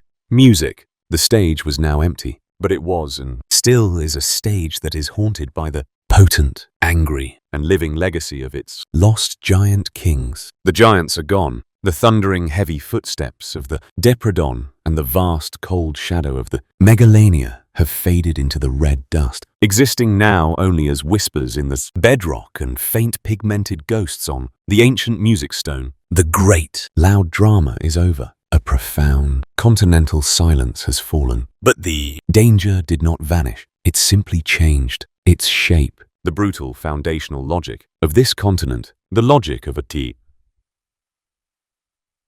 million-year arms race, the logic of the poisoned waterhole, the logic that demanded a disproportionate chemical power did not end. The stage was emptied of its titans, but the weapons they had forged remained. This is the living, music, breathing, and venomous legacy of prehistoric Australia. The continent we see today is the haunted, music, quiet, and anxious survivor of that far more brutal age. The danger did not disappear. It simply became small, cryptic, and music, in many ways far more potent. The modern Australian inland taipan, a slender, shy, and reclusive snake, possesses a venom so complex, so music fast, acting so neurologically devastating that it can kill a human in under an hour. This is not an evolutionary accident. This is a chemical echo. This is a weapon that was not designed to kill the small, warm-blooded rodents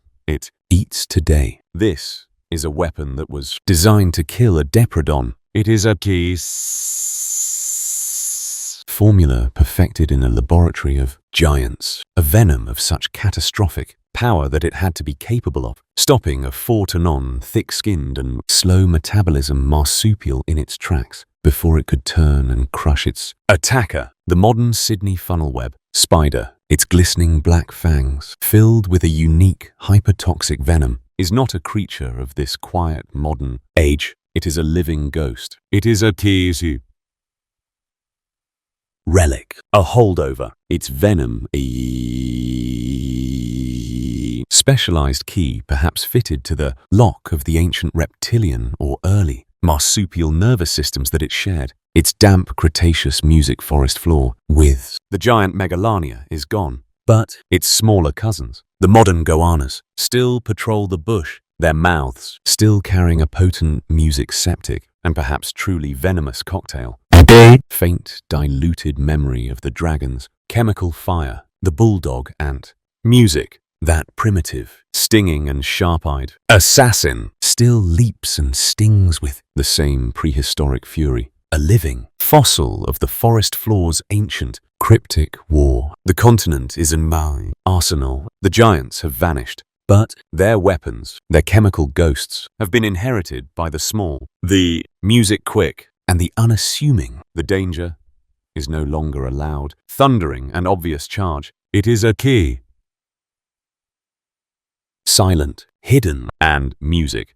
Disproportionate peril. A rustle in the dry leaves. A dark shape in the boot. A shadow in the surf. The modern continent is a land defined by its music. Survivors, and the survivors are the ones who were small enough or fast enough to escape the notice of the human super predator, and the ones who were tough enough to endure the great thirst. But they carry in their blood, in music, their glands, and in their very essence the potent, angry and chemical memory of the far more dangerous world that they were born from. This is their inheritance. This is the venomous legacy. But it is not the only legacy. The land itself, the red, silent, and watchful continent, remembers its lost children in a different, more philosophical way. It is a land that is still in its heart, dreaming of its monsters. Music.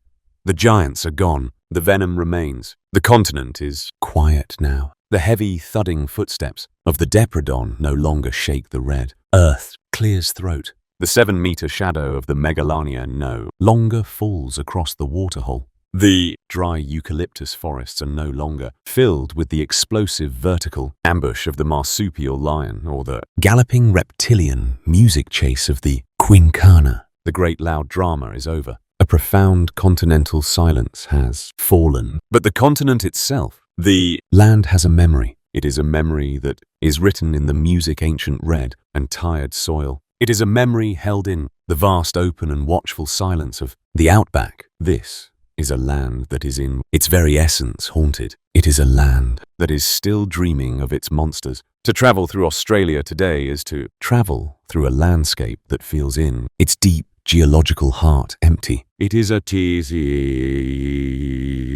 stage that is too large, too vast, and too quiet for the small, quick, and nervous actors that now inhabit it. The small modern kangaroo, the echidna, the wombat, they are the survivors, the humble understudies.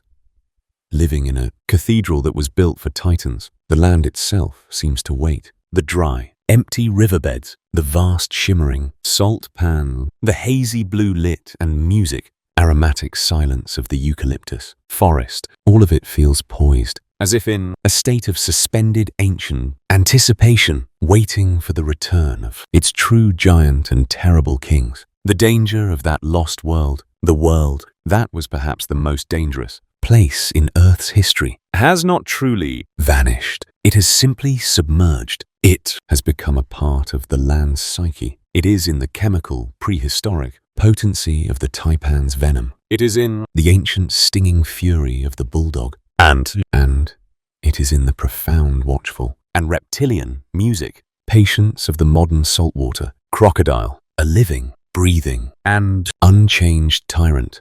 Music, a direct 200-million-year-old link to that far more brutal age. This, then, is the legacy of prehistoric Australia. It is a story of isolation, of fire, of thirst, and of a strange parallel and dreamlike evolution. It is a story of a bui